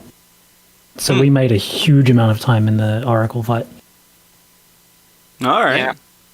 I would like to know how long it took everyone to get to the Lions, because that's, I feel like, where we lost a lot of time. Me too. That fight, like, the hardest mechanics in that section were the ice, like Shiva Junction. Mm-hmm. It was just getting everybody alive through that was a little hard, because a bunch of us kind of YOLO'd it the entire time, Mm-hmm. and that doesn't really work. Well, it works, because, I mean, it ended up working, but it's chaos when you do that, and like the way we just did Lions was really not great. It's pretty tight to do it the way we did it, so But no, actually, no one knows how we did Lions because we didn't even post a video about it. Our Lion strat is absolutely unintended. Have you guys not posted your video yet? Not No, of the door boss. promise. No. We posted the Oracle. Oh, were you guys just so ashamed of like how you No, did? No, just lazy. So apparently I'm the only one that has footage and lazy. I hate posting videos, but I end up being like the only one with footage at the end of the tier. I've got it, I'm just slow. I have it. I can grab it and upload it to YouTube during this. I have and the then, footage, but my microphone is muted, so I don't want to upload it. I have the footage, but my microphone is at about 250%, so you hear everything, like a shift in my seat, and you just want to rip your ears out. So that's why what I did for my Oracle video is literally take Keo's audio and just paste it over my footage. Yeah, we were watching Svi's video with his audio, and it's like you can hear us talking normally, and then Svi talks, and it's just like, it's like what the fuck? Yeah, if I'll upload it during our discussion, and I'll link your timestamp, Frosty. And if you want, you can like show it, because I got the part that was hard in this footage, so Okay. it'll be pretty obvious why our strat was terrible. But it worked at the end of the day. Mandatory sprint at Big N. Snapshotting AoEs, just Hey man, if you got it, you got it. If you can do it and you can go forward, then that's all that matters. But I it would be interesting to know all the differences and how long each person kind of got past these mechanic walls and everything. If only there's a better API that could work with Final Fantasy 14 to kind of help record this information. One day, I'm not going to have to manually track all this stuff. I know it's going to happen one day. I just don't know when. I'm not sure if they'll ever go that far, You have more faith than I do. because when they start adding that sort of stuff, I feel like SC is not going to like it, because then you start having timestamps for when everybody clears. Yeah. And if you have timestamps for when everybody clears, then their whole bullying policy. What if they just turn it on like for the first week, right? Week 1. Yeah, they could do it for just like the first 10 clears or something. Yeah. Like a temporary achievement only for the first 10. They'd have to confirm them. There'd be people who would cheat their way through it. They can. If they start giving out things for that. Because they have tools on their end that has all that information, and if something is off, like they can detect that stuff if they hyperanalyze it, which is, they don't really have to hyperanalyze it. I think they have tools that can kind of say, all right, well, this damage doesn't make any sense. I can see that things are happening kind of goofy here, and they could probably figure that out. You say that until you realize that there are people out there that use like GCD hacks and don't get caught. I know. But the thing is, those are like, I don't know. Maybe they are like up in the forefront of everyone, but usually it's people like way past everything where no one cares anymore and everything else. But I don't know. We won't go into that just yet. But yeah, it's for after we quit and we do the big expose. Yeah, the big expose of all the like horrible people out there. Yeah. But I think that it would be nice just to have them do, they give the achievement, but if they could just give the achievement and put a more detailed timestamp on it, that would be good enough for me, to be honest with you. I mean, if you go on the lodestone, there's like the achievement for the last fight, but that's about it. Yeah, and it's like the day, right? It's not like No, it's down to the minute. If I they have it down to the minute now. I swear it used to be the day. It might just be the day. Yeah, because that's what I remember it It's as. just the day. I asked Yoshida personally. I was like, "Could you do this for me, please?" And he said, "I haven't thought about that. I'll see if that's possible or not. I don't know." And I haven't heard about it since. They probably just don't have it like backfilled or whatever, and then it would just be weird. Oh, there's a timestamp in the HTML file. But is that the timestamp that's like appears on the site, or is that the timestamp that it got earned? Right. I think it's timestamp for when the site gets updated. So it's Isn't that when you log out? Isn't that when you log out at like snapshots or achievements or something like that? You have to log out for that to happen. I mean, It's not visible, and yeah, it's when the lodestone gets updated, so it's not accurate to when you actually cleared. Unfortunately. I assume they hold everything in the background as like a just a long integer, which is just basically a whole bunch of numbers that you can have, and that converts into a timestamp. Yeah, that's the UTC, right? Yeah, if they have something like that, and that's normally how people store that information, it'll work. I assume they have that in the background, they're just not exposing it. Yeah. Well, we'll see. Maybe one day. I just please, Yoshida, I would love to have an easier job where I can focus on other things and not just manually scraping through all the screenshots and the pictures of penises. Actually, I did have a lot of pictures of penises sent this year, so that's pretty good. Wait, you get pictures of penises too? I mean, they get a link and they can send me a link. Most people are pretty good about it and they're not like spamming. But I have had some trolley stuff sent. I don't know if it was pictures of penises. I think it was more just like a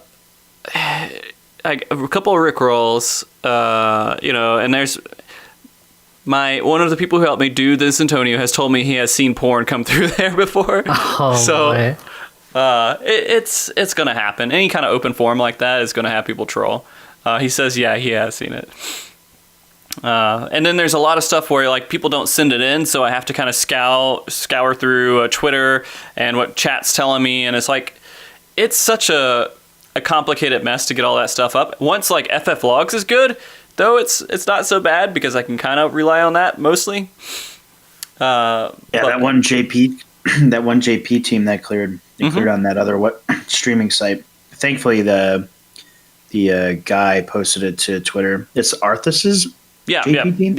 It's strange. The world's second team's not on FF Logs, and I don't think they will be unless if they upload it. If they ever do, I don't really know what happened with that. But that's why you can't really depend completely on ACT. So I'm like this buffer. I'm the beginning buffer before you could start doing that. But it's I don't know. That's a whole nother thing. We're going into my world. I care about your world a little bit more than my whole little world here. So going back to this boss, and we're talking about that first part. Is Lion's Rampart like the most notable thing? Is there anything else that you would want to like mention on that first part? Oh man, it's just so late in that fight, and they put the hardest mechanic. Like Lion's Rampant is the hardest for sure in that whole fight, and they just put it so late that it ended up just being this big stopper. For Prog. How's Party Finder going to deal with that? There's easy strats for it. There's easy strats right out now, yeah. Okay. We could even tell during Prog that there's definitely extremely brain dead, not tight way of doing it, but it was a mixture of not wanting to experiment with it and, well, mostly that. Well, it's especially because the ground markers and the arena are so good for all the other mechanics that you can basically devote the waymarks to setting up positions for Alliance Rampant, and that'll make it so much easier. Just if you get this, you go to this mark, and you just AFK. That's going to be really nice in farm. This fight actually... Go on. I think it's also because when most groups saw Lion Rampant, it was like getting to the near the end of the first day of Prog. So everyone's brains are all like low power, and like you can't think like, all right, where do I point these so everyone's safe? Because everything is a cone. But yeah. Yeah, we didn't want to. No one wants to stop and like do like the visual math to see where things were supposed to be. Usually, when people get to mechanics like that in the middle of Prog, or at least they do it when they're low on brain power, is you start looking at the mechanic and you see where people could be safe, and you usually try to make the safe spot pretty big. And the thing about that mechanic is when we were thinking, if people were thinking about uptime strats, you can sort of see how that would work, but the spot becomes really small. And when the spot becomes that small, you're just like, do we really do this? Do we put the time into it? And like, because you don't know if it's going to work. It's kind of like you're estimating in your head, and you don't go with it. Then you come up with this other solution that are like, this will absolutely work, even if it's janky. And my video just finished process. Okay. I'll let you find it. Yeah, because this is like right after you just got past the limit cut laser beams from the two stone statues. The Stoner Brothers. And it's like, do we really want to risk a pull? Because that was also like, I'm sure, a wall for most groups for getting past that mechanic. So once you get past that, it's like, do we really want to risk doing a uptime strat for Lion Rampant? So just a lot of things to consider with that mechanic. Okay. What do you guys think about kind of pulling from the different primals and everything else? Cool. I think having Cleese was sick. That's what I think about that mechanic. Yes. Those primals were for myself, they were another one of those things this tier that were hard to see. And having Cleese there to help us was very helpful, especially because, once again, running low on brain power and reminding us of things. Like, when you have the store and it's like, okay, remember this 40 seconds later. No one's going to remember it. If you've ever watched WoW World Prog, specifically, I specifically remember watching Limit in one of the races recently. They put what they would say is their best player on basically like a stream, because I think they're all in like the same house. Correct me if I'm wrong, anyone who watches the WoW World race. A lot of them are in the same house. And he's sitting there watching them pull, and he's telling them what's about to happen. And we looked at that and we're like, isn't that valuable? Isn't that like really good? What happens if you do it in 14? Well, if you do it in 14, it really helps you, especially when you're running low on brain power. It really helps you get through stuff that would otherwise kill you. So yeah, we got a really good sort of dry run of that, surprisingly enough, in Bosia, where people would get into a duel and you would have people in the Discord channel jump in and call out the duel mechanics for you, which is why we had so many people in our group of people running it get that sort of the South title so quickly. That really demonstrated how strong not actually having to think about what is coming next is. When you're nervous, that correlation. When you're nervous out of your mind, because you finally get in the duel after being like one of 27 people, and you have someone there to be like talk you through it. Oh my god, man, so good. I mean, you guys aren't used to having like those automated raid callouts that everyone else kind of gets later on throughout the tier, I guess. I mean, there's plenty of room for human error too. Like there were very few, but it did happen. I definitely messed up a few times. Or like it just wouldn't be called, which is like whatever. That's on us. Oh yeah, that also sometimes happens. That actually never killed us. It came close, but it never. It's mostly like if I'm not 100%, because like I maybe missed it, I just won't call it. Okay. I want to bring up what you said, Frosty, about that, because it's interesting. The triggers, like they will exist eventually, like for those primal mechanics, but those are things, and you can see the way Square Enix is going with this new content is they're making things where you can't just take the name and plug it in and make the trigger. Like it's good to make a trigger for that kind of stuff takes a long time. So the way they're making mechanics now, it's just like cast and you have to look, or like restock or release, especially with like the Giga Slash on E10S2. Like the way they make mechanics is like, so you can't just, I'll just plug that in and it'll tell me what to do later. Nice. I mean, I like that because I absolutely despise things like deadly boss mods and stuff like that. But you can still easily get triggers if you know what you're doing for those specific things. But there's some like an extra step involved. Yeah, the barrier to entry is a bit higher, so they're not as common. Like you may still see the big brains, the ACT aficionados, getting that stuff out quick, but it's not going to be common. So, by the way, Send Off, Do you know if yours is set to 720p or is it set to 1080? What you sent me? It's 720. Okay, I just want to make sure I wasn't going to wait on it any longer for it to get a better quality there. Yeah, so I record in really crappy 720p quality just because I don't want it to affect my gameplay while I'm playing. That's fair. So I have a reveal that none of my team even knows right now. That was just delivered to me. Apparently, the world's second team saw their very first advanced relativity 19 minutes before we did. Really? Yep, it was 10:30 a.m. Pacific when they first revealed on stream advanced relativity on the JP stream, and our timestamp was 10:49 a.m. on Wednesday that we first saw it. Well, shit. Damn, dude. Which one of us threw? It's me. I wasn't watching the stream. All right. Damn, we didn't know about that? That's crazy. So, what that actually tells me is that, well, not tells me, but it reinforces that primal weapons are a meme. All right, hold on. I'm about, and this is your lion strat, the timestamp you sent me, right? Yes. Okay. Are you guys ready to watch some stupid? Oh, is this gonna be all right? Yeah, I'm gonna move. Here we go. Dude, do me a favor and mute the audio. I It's haven't muted. checked it. It's muted. Just hear me screaming or something. All right, and so let's go ahead and give this a play. Enjoy the potato quality. Oh god, here we go. 480p. Is that Watch what The this. 720 It's low 720. bit rate. Too bad. So like this is the start of the mechanic and everything, and it's I can't fucking see what primal it is. Watch the overhead cleave camera. side. Look at the temp. Watch the cleave side. Watch what cleave side Sendolf text is gonna do. Watch what Sendolf is gonna do. I had to hit sprint for this, and then I have to run through it, head over here, and this is how we basically did it. You have to run exactly like how people were like, this will work, but this is a bad idea.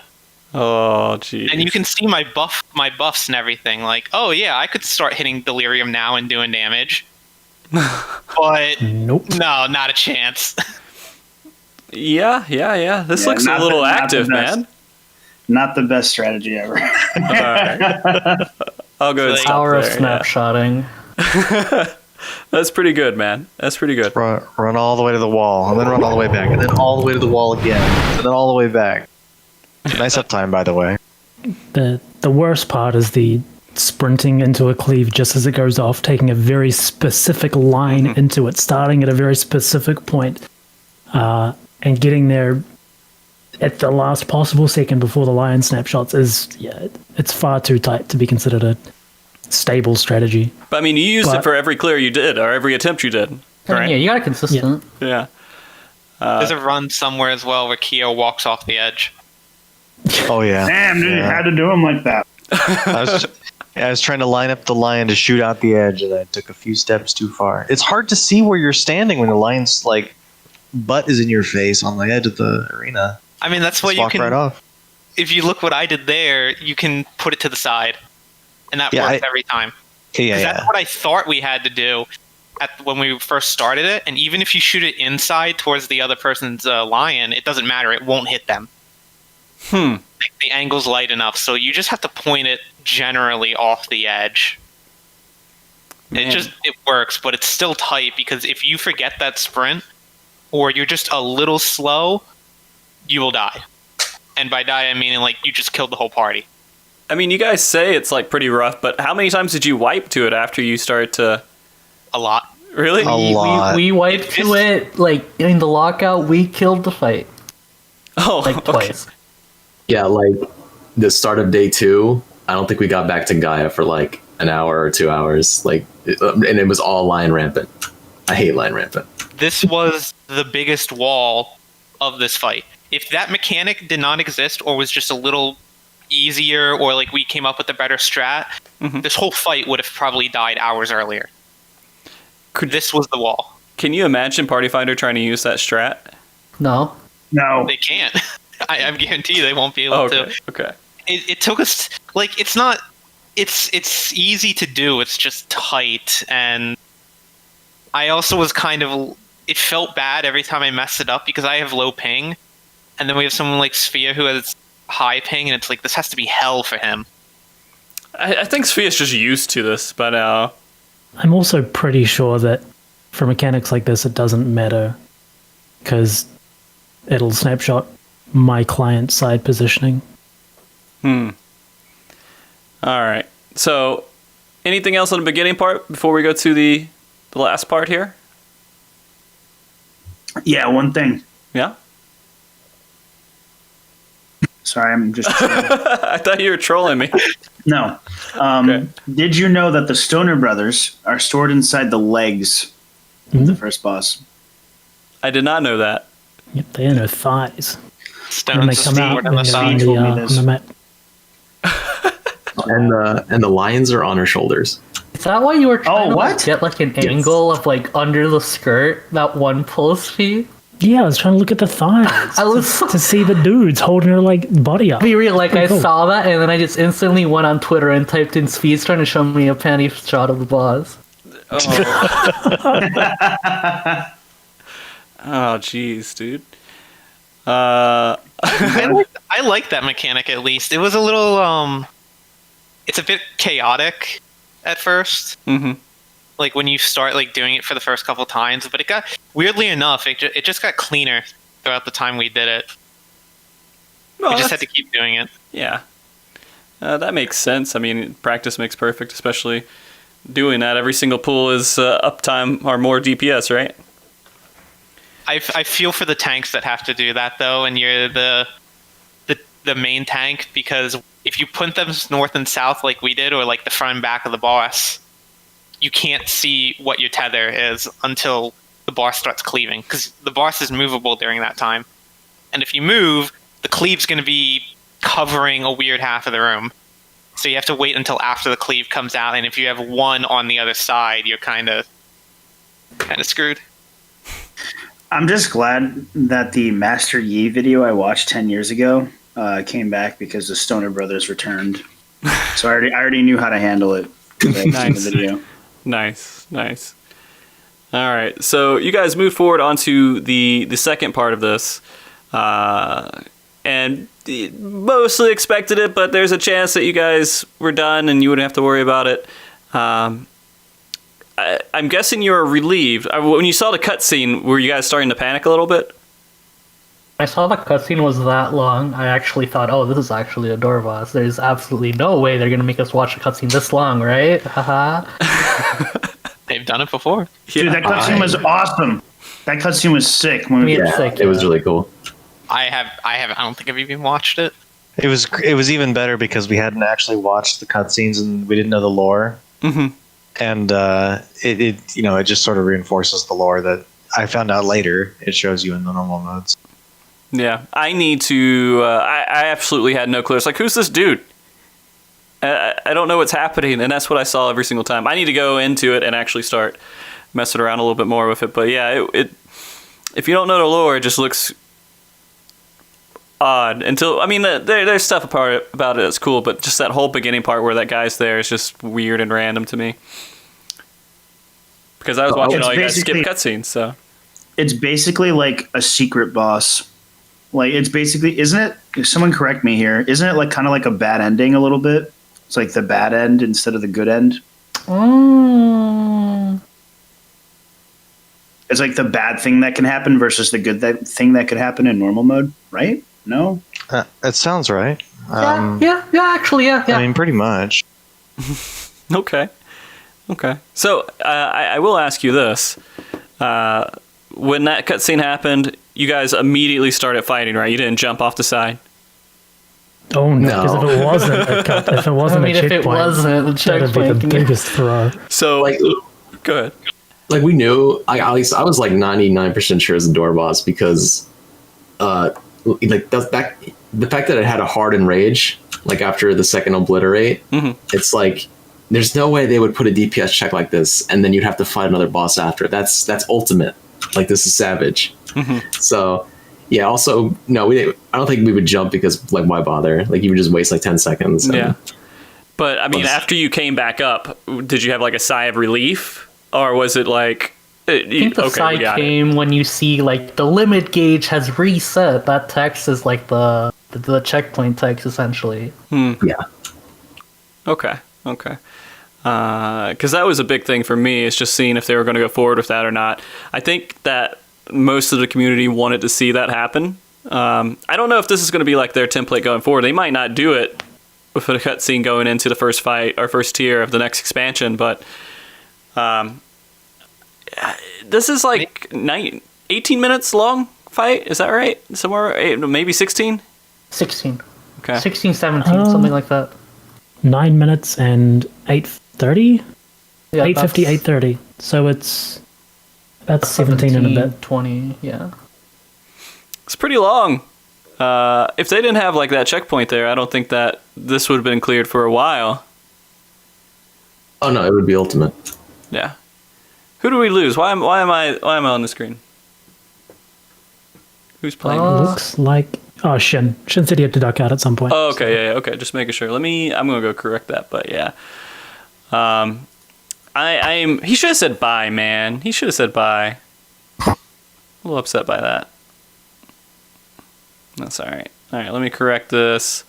So going into this one, first impression was, all right, we're starting up. It's a checkpoint, and then how did the rest of that fight go? Was it one particular part that stood out the most to you, or was there like multiple different things? Are we talking about like the last part of the fight? Like, yeah, was there anything that stick out? I mean, right away, the damage. Yeah. The damage that you take from the abilities that the boss casts in that fight. Oh man, the first thing Aura and I talked about, like after it was over, was 44k HPS or whatever the heck it was. Mm-hmm. To clear so much healing. Yeah. Is this so? I do want to ask you guys on a healer point of view. Is this a good healer fight? Are the healers happy doing this fight? Yeah, I think it was okay. Okay. There was nothing on. So I think it's really nice because it's very normalized damage, and it's a mixture of like needing to heal at specific points, but a lot of the clutch healing you do actually saves someone life when they fail a mechanic, versus the regular mechanic execution requires you to do some clutch healing in order to just succeed. So it was pretty satisfying because a lot of it was just your ability to recover somebody else's mistake is very high in this fight. As a healer, in certain sections, mostly apocalypse sections, where it's like if someone gets clipped by an apocalypse, they take like 80,000 damage and then they're going to die to the next mechanic. Right. Or you could clutch burst heal them, and you're not going to have all your tools because the raid wides in between are all doing like 100,000. So the management's interesting. Okay. Yep. And just in general, like it's nice to have a fight where we can finally utilize our whole healer toolkit, because like Verse was really lax in the healing required department, and now this tier, or at least these last two fights, have been really high. So planning stuff out is much more satisfying. I've been getting super sick of fight. I mean, Shiva's a good example of a fight where there's like a full minute and a half where there's just no meaningful damage on the raid. That you basically are spending your free stuff like Star and, you know, Horoscope and Celestial Opposition, things that you just pop and you didn't lose anything, just to heal up the ambient damage, and then there's nothing else to do. And I mean, to the point where like there's sections of Shiva where you're just sitting on lilies because there's nothing to use them on, like especially post ads transition. There's nothing to spend lilies on for ages, and basically until you get to the knockback mirrors. And that just feels awful. Like, let me use my kit in a way that feels satisfying. And this just solved all that. You don't feel that at all in any of this raid tier, which is great. It's like they finally understand how to design fights for healers to be satisfying. This is the first time in a while. Awesome. If you go back and you watch some or do some of the older fights like A8S or like other fights where there's like just intermissions or just mechanics where there's just a barrage of AoE damage. The amount of healing that it takes to survive stuff like that, as well as like perfect mitigation and everything else, they feel really good to do. A lot of the best fights in the game have sections where the healers are running out of options. You know, you've exhausted everything you have, and now at level 80, healers have more options than they ever did before, and it really feels like they didn't have to use those for a long time. They never really felt like they had to flex their healer kit. So, yeah, that's exactly what I was asking. I mean, are you guys pretty happy that it's reduced damage output instead of reduced healing or actually extra damage taken by the individual? Like the damage downs, yeah. the punishments. Yeah, I mean that's nice. Yeah. Yeah. I mean that's kind of how I like how it is like that, because it punishes your ability to meet checks instead of just cascading to a fail. I mean, you can design it both ways. There's nothing wrong with the Vuln stack punish. I think there is. But it has to do with how you design it. It's in the context of the fight. Like, do you want this to be a cascading failure, or do you want it to be recoverable? And that's a design decision. I mean, from my point of view, it's from a party finder point of view, I guess, is that the person who makes the mistake should be punished, not the people who don't make the mistake. So it makes sense, because damage dealers, that part of, I'm such a good player is how much damage they're putting out. They won't care if you don't take that away from them, right? That's true. People care a lot more about a damage down than a Vuln. Yeah, they do. So ask tanks about that one. Yeah. I can at least say with this tier and the damage, especially the raid-wide damage, was very nice to see how high it was, that we actually had to use mitigation throughout the fight. To plan mitigation. Yeah, like we have a macro at the very end of our fight for the Soft and Rage, but like just throughout everything, having to use it was very nice, because a lot of the time you could miss something and it'd be like, oh, who cares? I missed something, whatever. We take a little more damage. No, you miss something in this, you die. Oh, wait. I have the perfect example. If for anybody who hasn't experienced Gaia, which I'm sure is a lot of people that are listening, possibly you, Frosty. Yeah, absolutely me. Yes.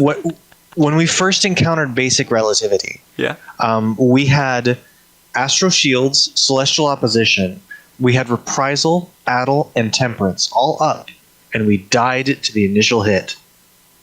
It's the single hardest hitting raid wide. It's so crazy, man. That's awesome. And for the other AoE that does, what is it called? Shockwave something? Mm-hmm. That one, something like that. That one's actually very well designed in how it's done, because I think it's about 58 seconds, something like that, between each one. So the idea is that most of the time when a tank or something with Reprisal, which has a 1 minute cooldown, sees it being cast, they'll use it. But by the time you see that cast, that means if you use it then, it's not going to be up on the next one. So we had some deaths to that from me screwing up in Prog, because I actually had to hit my cooldowns early on the boss, like my mitigation, before they even start the cast. And when I watch streams, I see the same exact thing, where a tank hits their Reprisal late when you normally would for most fights when the cast bar starts. And it's like, well, we're all going to take a ton of damage on the next one. And it's like a small thing, but it helps a lot with being more engaged with mitigation, because the timing of it is so intentional. Mm-hmm. These things are going to go away when a lot of people get there, though, because gear is going to trivialize Shockwave Pulsar to begin with. Yeah. And then it already is. The relativities are going to be easier. They're not going to be, the same as Pulsars, but they're definitely going to be easier. I feel like the damage this tier reminded me that maybe the damage in E1S, the percentage damage that the boss did, was an attempt by the devs to make a raid-wide damage check, to make like a raid-wide hitting ability actually matter even if you had gear, basically. I don't know if that worked very, very well necessarily, but I definitely feel like on this fight specifically, a lot of the stuff that's hard that really feels miserable to get hit by because it just does so much damage. With gear, it's going to be trivialized, of course. So. Okay.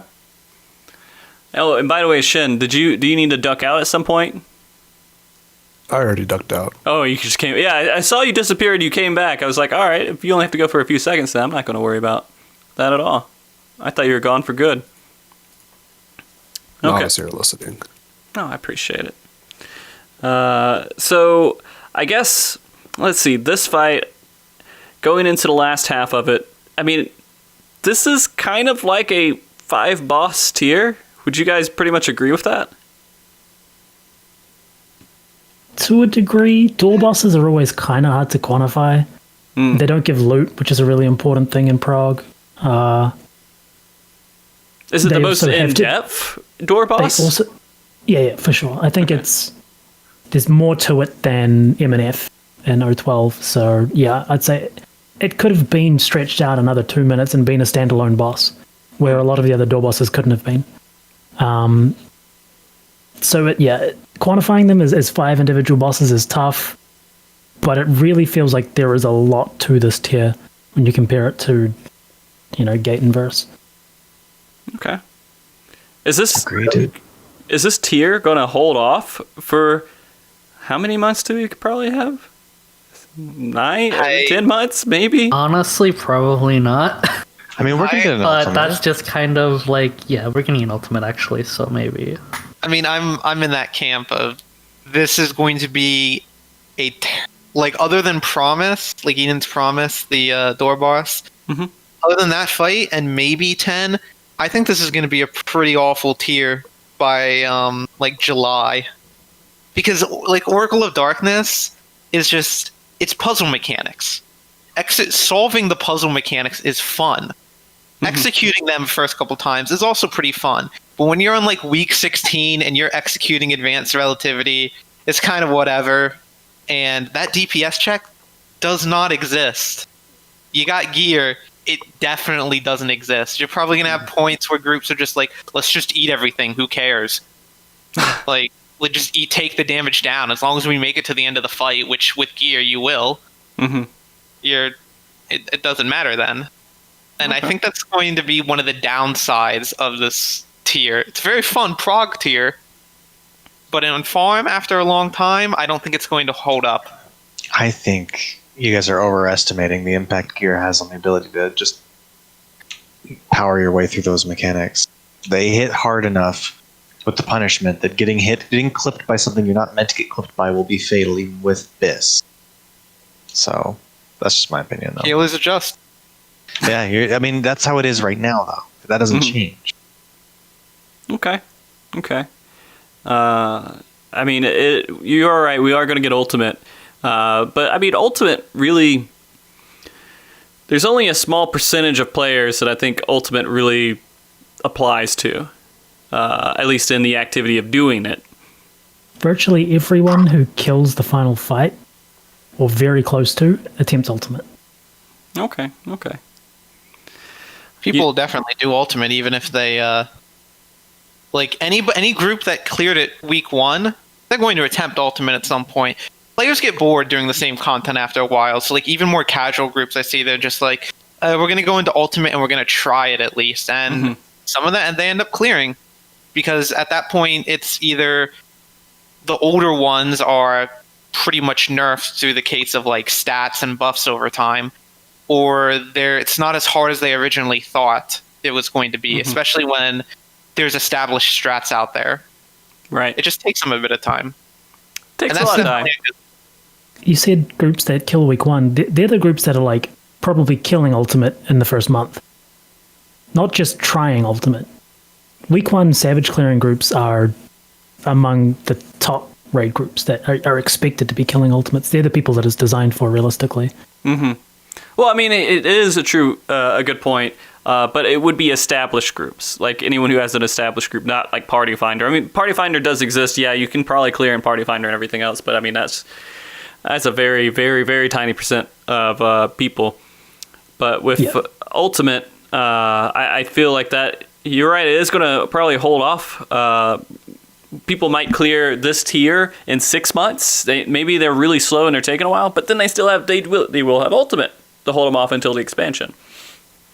So I think that we're probably going to see the most active rating this expansion has had in a while, starting a few days ago. So yeah, I'm pretty optimistic about this tier because, like, comparing, like, it has a door boss, right? But if you compare it to Stormblood, where like a door boss was like 6 minutes, and then the actual boss was just 6 minutes, and then 4 minutes of the same mechanics you saw from the first half of the fight. Now it's like an 8:30 fight and an 8:50 fight, and they're all their own fight. So it's pretty great in my opinion.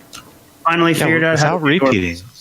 Like, there's not really repeating, which is very nice. I mean, there's a couple, like, you know, casts, for example, in stock are used multiple times, but they usually throw in some other gimmick in with each one that makes it unique, and it's, I don't know, it's nice. There's very little repeating.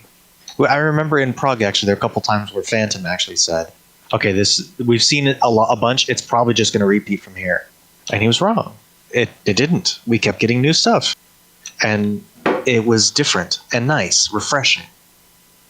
Yeah. That's definitely great, because other fights where you get to like 50-40% and then suddenly the boss starts repeating, it feels like a waste.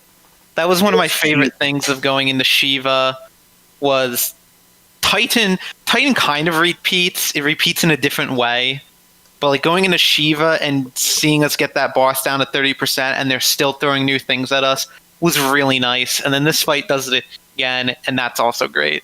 Like when they make fights like that, it's really just feels good to know that we're getting more mechanics, just more gameplay out of it, rather than, I would say, like, take a fight like Kefka, you get half the gameplay, and then you just do the game again.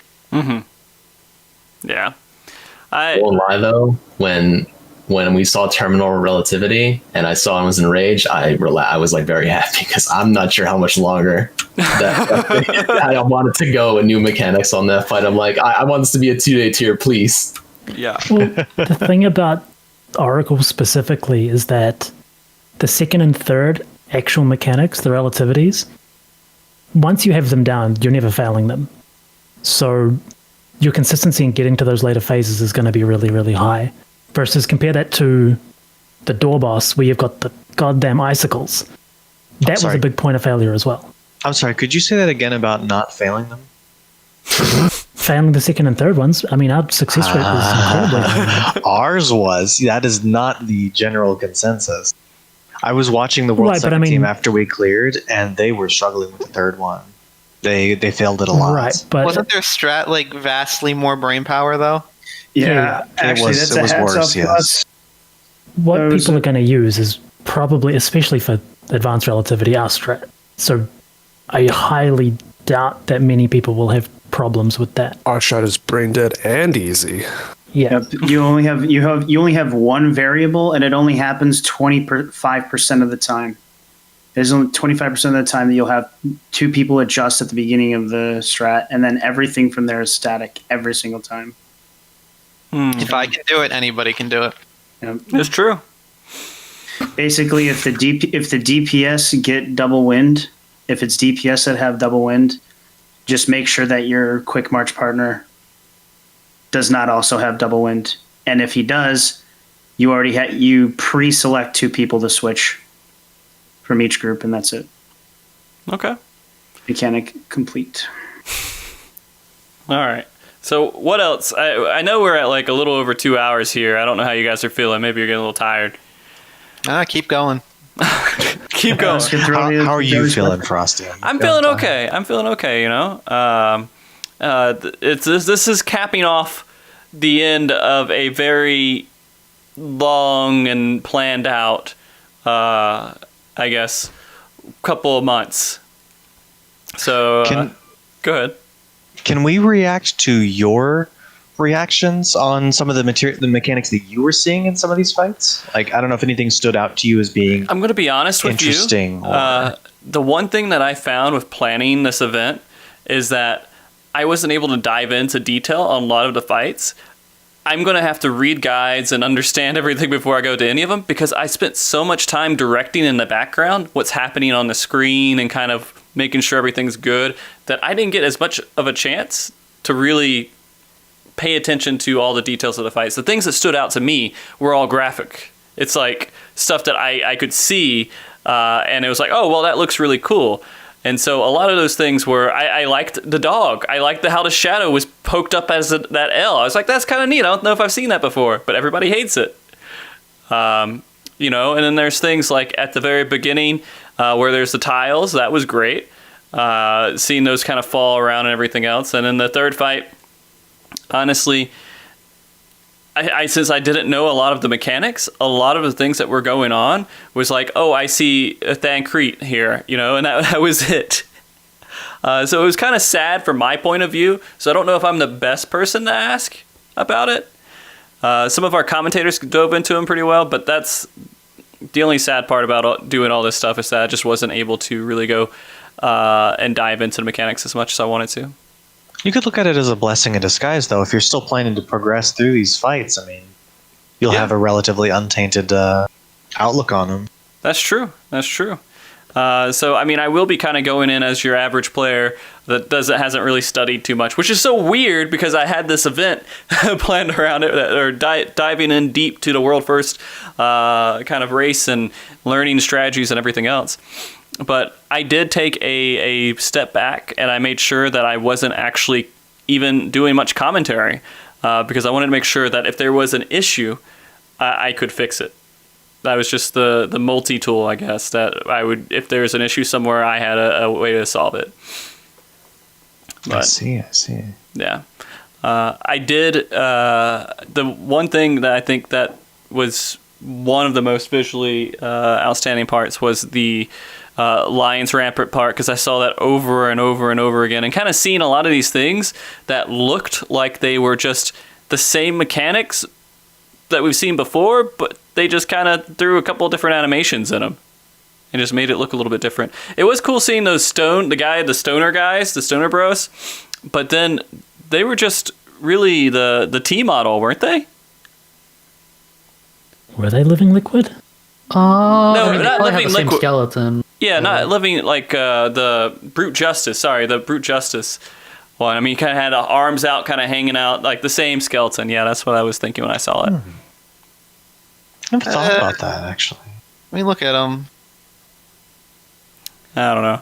I mean, last time when we were doing the one with Method, I will take my pride in figuring out some of the Dragon Head stuff in Shiva with the commentators and just saying, oh yeah, there's some stuff they're picking up off the ground and everything. And I felt pretty good about that, but I wasn't able to do it this time. Maybe for Ultimate, because see, if we do something for Ultimate, we're seeing the same thing over and over and over and over again. So there's nothing to do but think about those mechanics. But it's true. Yeah. So this whole tier, going through all this stuff, is there anything that you're looking at and you're like, well, SE could probably do this to make it better? Were there any improvements that you would see on your end that SE still needs to make on these rate tiers? DPS checks. DPS checks? Okay. I'll get the easy one out of the way. I mean, do you all agree that... Should there be really heavy DPS checks at the beginning?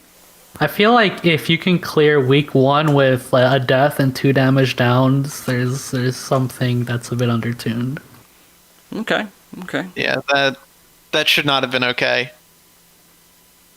So your opinion is, if you go in week 1, crafted gear, everything else, you should need to pretty much be there and not have any mistakes in order to get the clear. At the very least, 0 deaths. So I disagree with Cleason Sindolf on this, but that's just because I always prefer to be mechanic gated rather than DPS walled. I dislike being DPS walled, but I can understand wanting to have at least a clean pull, I guess. DPS walls turn into primal weapon memes again. Yeah, they're not exciting or interesting.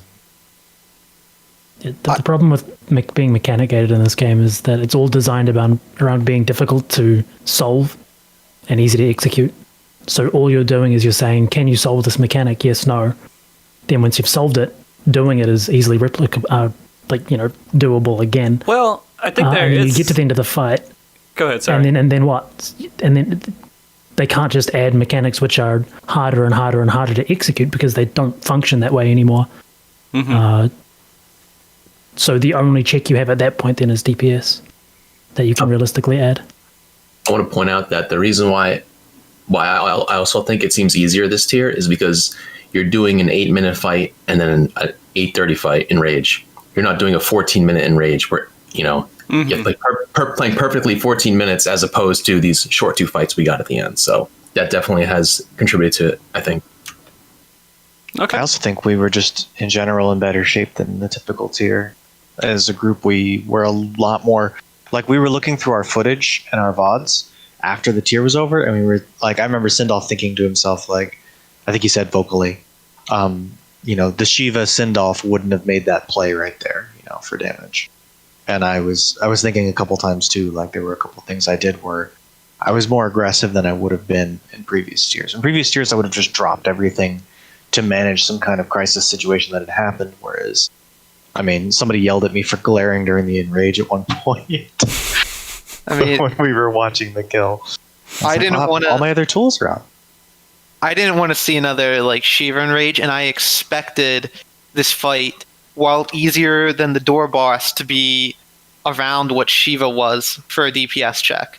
Because in my mind, that's what they wanted. So throughout all the mechanics we were doing, my whole goal through it, especially when I found out that nothing I would do if I screwed it up was fatal, I would just get a damage down, was just practicing greed. Like, how do I get as many GCDs as possible throughout every single mechanic?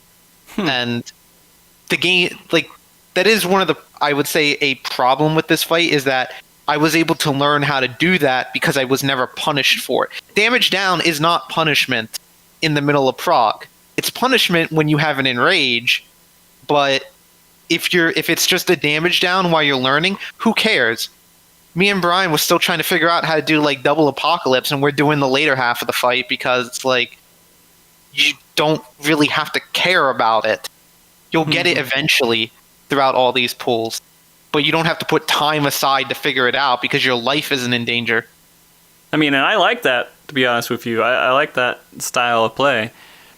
Because I wish the DPS check would be tighter and where you can't get damage downs for it. But I thought a lot of people were telling me that they were pretty heavy damage downs, right? They're like 50%.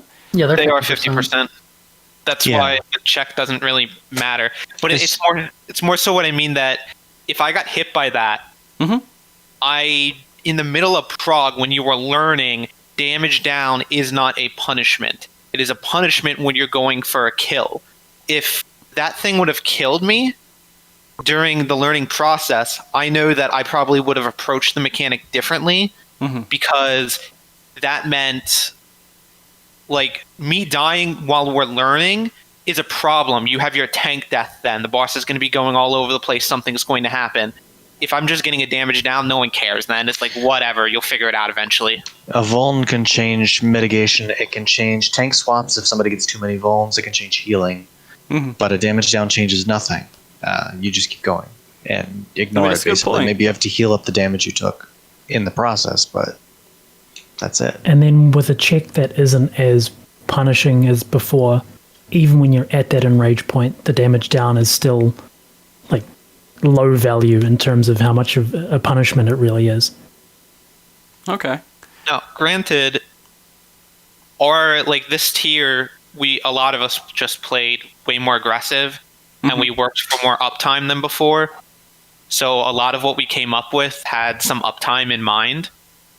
So like even with some of us taking damage downs, you can go look at the parses and we still have pretty decent like DPS throughout the whole thing.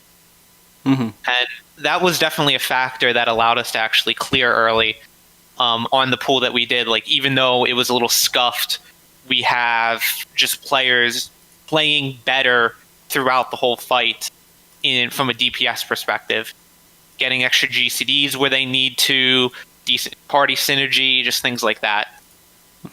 Okay. Is that the only thing though that you guys can think of for improvements towards this, is to make the DPS checks a little bit higher? Sorry, my internet cut for a second. It's good now. It's good now, though. I actually think this tier was pretty good in terms of mechanics, and I think the visual clarity did hurt in some cases, but for the most part, I think they did a pretty good job of making it challenging to see and understand and then solve mechanics in a satisfying way. So I mean, really, they're just fiddling around. I feel like this is the first tier where they've mostly punished us with damage downs as opposed to vulns. Mm-hmm. And so that is definitely new, and it's interesting to comment on it and how it affected prog. Mm-hmm. And then the enrage, I mean, obviously. Yeah. They've been really focusing on tuning, especially the healing and P2 of E12 feels like they really concentrated on the tuning because it feels very good, very well tuned, aside from the enrage, which is a little bit lenient. I think it feels like there's a mechanic missing in the fight, to me anyway. Like, single apocalypse and double apocalypse are just a little too similar. Yeah, there's the tank aspect to it, but I don't know how the DPS and healers feel when all they got to do is dodge to the middle of the room for that mechanic. Like, doesn't that just feel a little boring to them? You've got to spread and stack afterwards, but yeah, I get what you're saying. It feels like we needed just maybe one more mechanic, just one more thing, and it would be a little nicer of a fight overall. So one other thing I wanted to talk about across the tier as a whole is that it's probably gonna go down as one of the better ones to farm because it has a lot of randomization in it in terms of you're reacting to different order of colors in E11. You're reacting to different primals in E12. It all will give you different debuffs in second half of E12. So every time you go through it week by week, you're going to be doing a different fight. It's not go to A, go to B, go to C. You then have to actually react. It's similar to what they said in the Famitsu article about the way that they handled designing Ramu, where they would sometimes give them a long knockback, sometimes short, just to change up the farming process and make it so it's not exactly the same every time you do this fight. There's a lot of that this tier, which should make it more fun to repeat. Okay. Do you guys believe, I asked you this already, but I might as well ask you here too, that the incline in bosses, it's exactly where it should be? In difficulty-wise?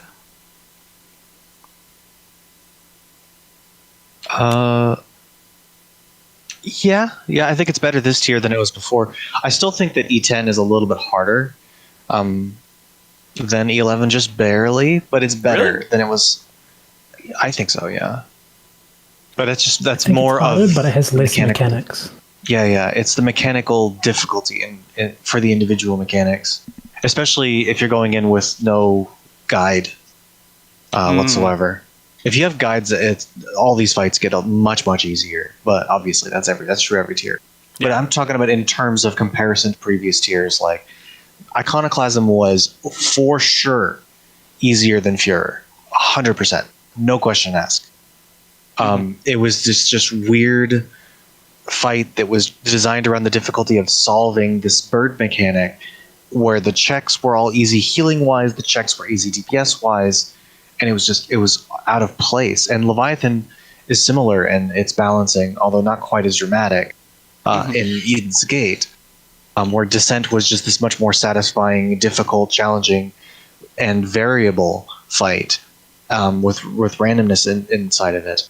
And then Leviathan was not, and it was dull.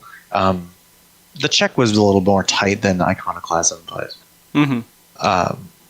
they're headed in the right direction. They're getting it figured out, which is really nice to see. And this tier was a joy. I think it's one of my favorite tiers in a long time. I think this beats out actually all of my favorites for all of Stormblood and this expansion as well. Okay. I'd have to reach all the way back to Midas to get a tier I enjoyed more than this one. Do you all feel that way? As a Savage tier, yeah, it was fantastic.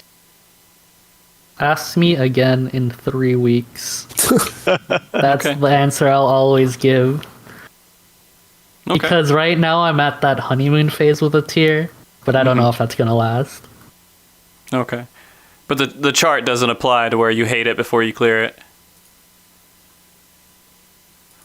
The chart where everyone's like really excited as soon as it comes out, but then hates it right before they can clear the tier.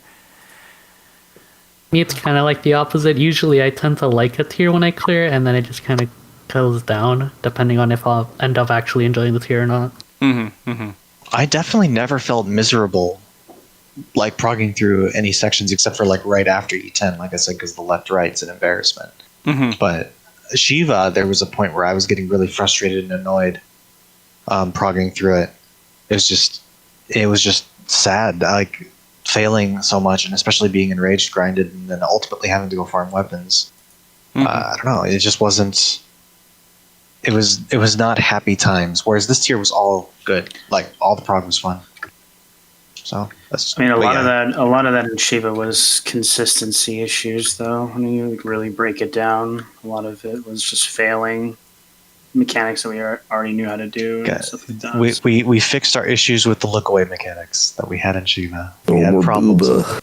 That's why in my clear video, the Nerd Screams, I said we conquered Booba because that was our representation of the look away mechanics that we had so much trouble with in Shiva. And we did much better this time.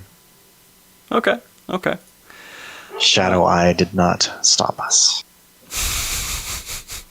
So I didn't actually. I thought you guys were talking about boba. So I wasn't actually thinking about that. But all right. I was like, man, I can go for some boba. So it's been a while, man. It's a Discord emoji. Oh God. All right. There's a Discord emoji where the Pepe has like gigantic eyes. They're sticking out of his. And yeah, we use it to represent look away mechanics. Like Shadow Eye. Nice. Okay, so real quick, gotta ask this question. What was everybody's diet like this tier? Did you stick to a good diet? Did you stick to a bad diet? Hell, I ate nothing but like turkey and salami sandwiches and granola bars. Not very good. Okay. What Sophia ate. Yeah, bananas. Got it. All right. I pre-made my meals. I pre-made chicken and rice with broccoli. Okay. Anyone else want to talk about? Everyone usually eats fairly healthy. Yeah, I had my standard. I usually go for the like salad wraps. So I had a chicken Caesar wrap and some cranberry wraps that were just like it's like lettuce with a little bit of chicken and a very healthy wrap. So I'll usually eat those as just my snack food. Okay. And then Gatorade and water is what I drink. So it's all pretty good. Usually for prog, you're supposed to eat about what you normally do. Like, don't go trying anything different because every time someone does that, it never works.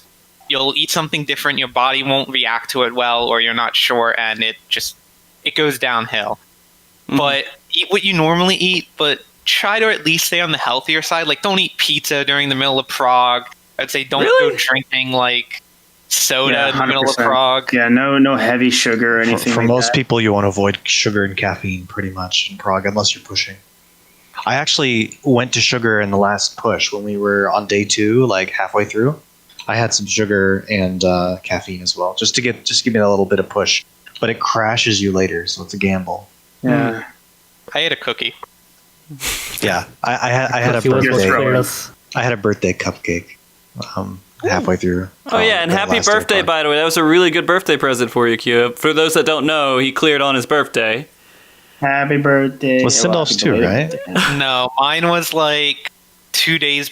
Mine was the day before prog, the 7th, and I think like Phantom's was like maybe 2 days before mine, and I think someone else's was the same week. We have like 4 birthdays that week. Jeez. Kind of wacky. Yeah, we were birthday central. We were all celebrating. Imagine not winning and having glad we sad did. birthdays. Yeah. We're lucky that didn't happen. Oh, jeez. Yeah, no. It was the best birthday ever, for sure. By getting a world first on the same day. It's very, very nice. Oh, yeah. So there's other things that are, going on with the world race community and stuff. One of them was that there's actually a financial reward out there that was done by FaZe Temperance. That's something that's not really something that we've seen in the world race scene at all. We never really expected it all. Do you guys have any feelings about that being there? Dude, it's awesome. Okay. Holy crap, it's so cool. And I'm really happy that they kept some of the rewards exclusive for the streaming groups. I think that's very fair and something that should be done. But yeah, please. Oh my God, that was amazing. Please keep doing that. I have the contrarian opinion. Go ahead.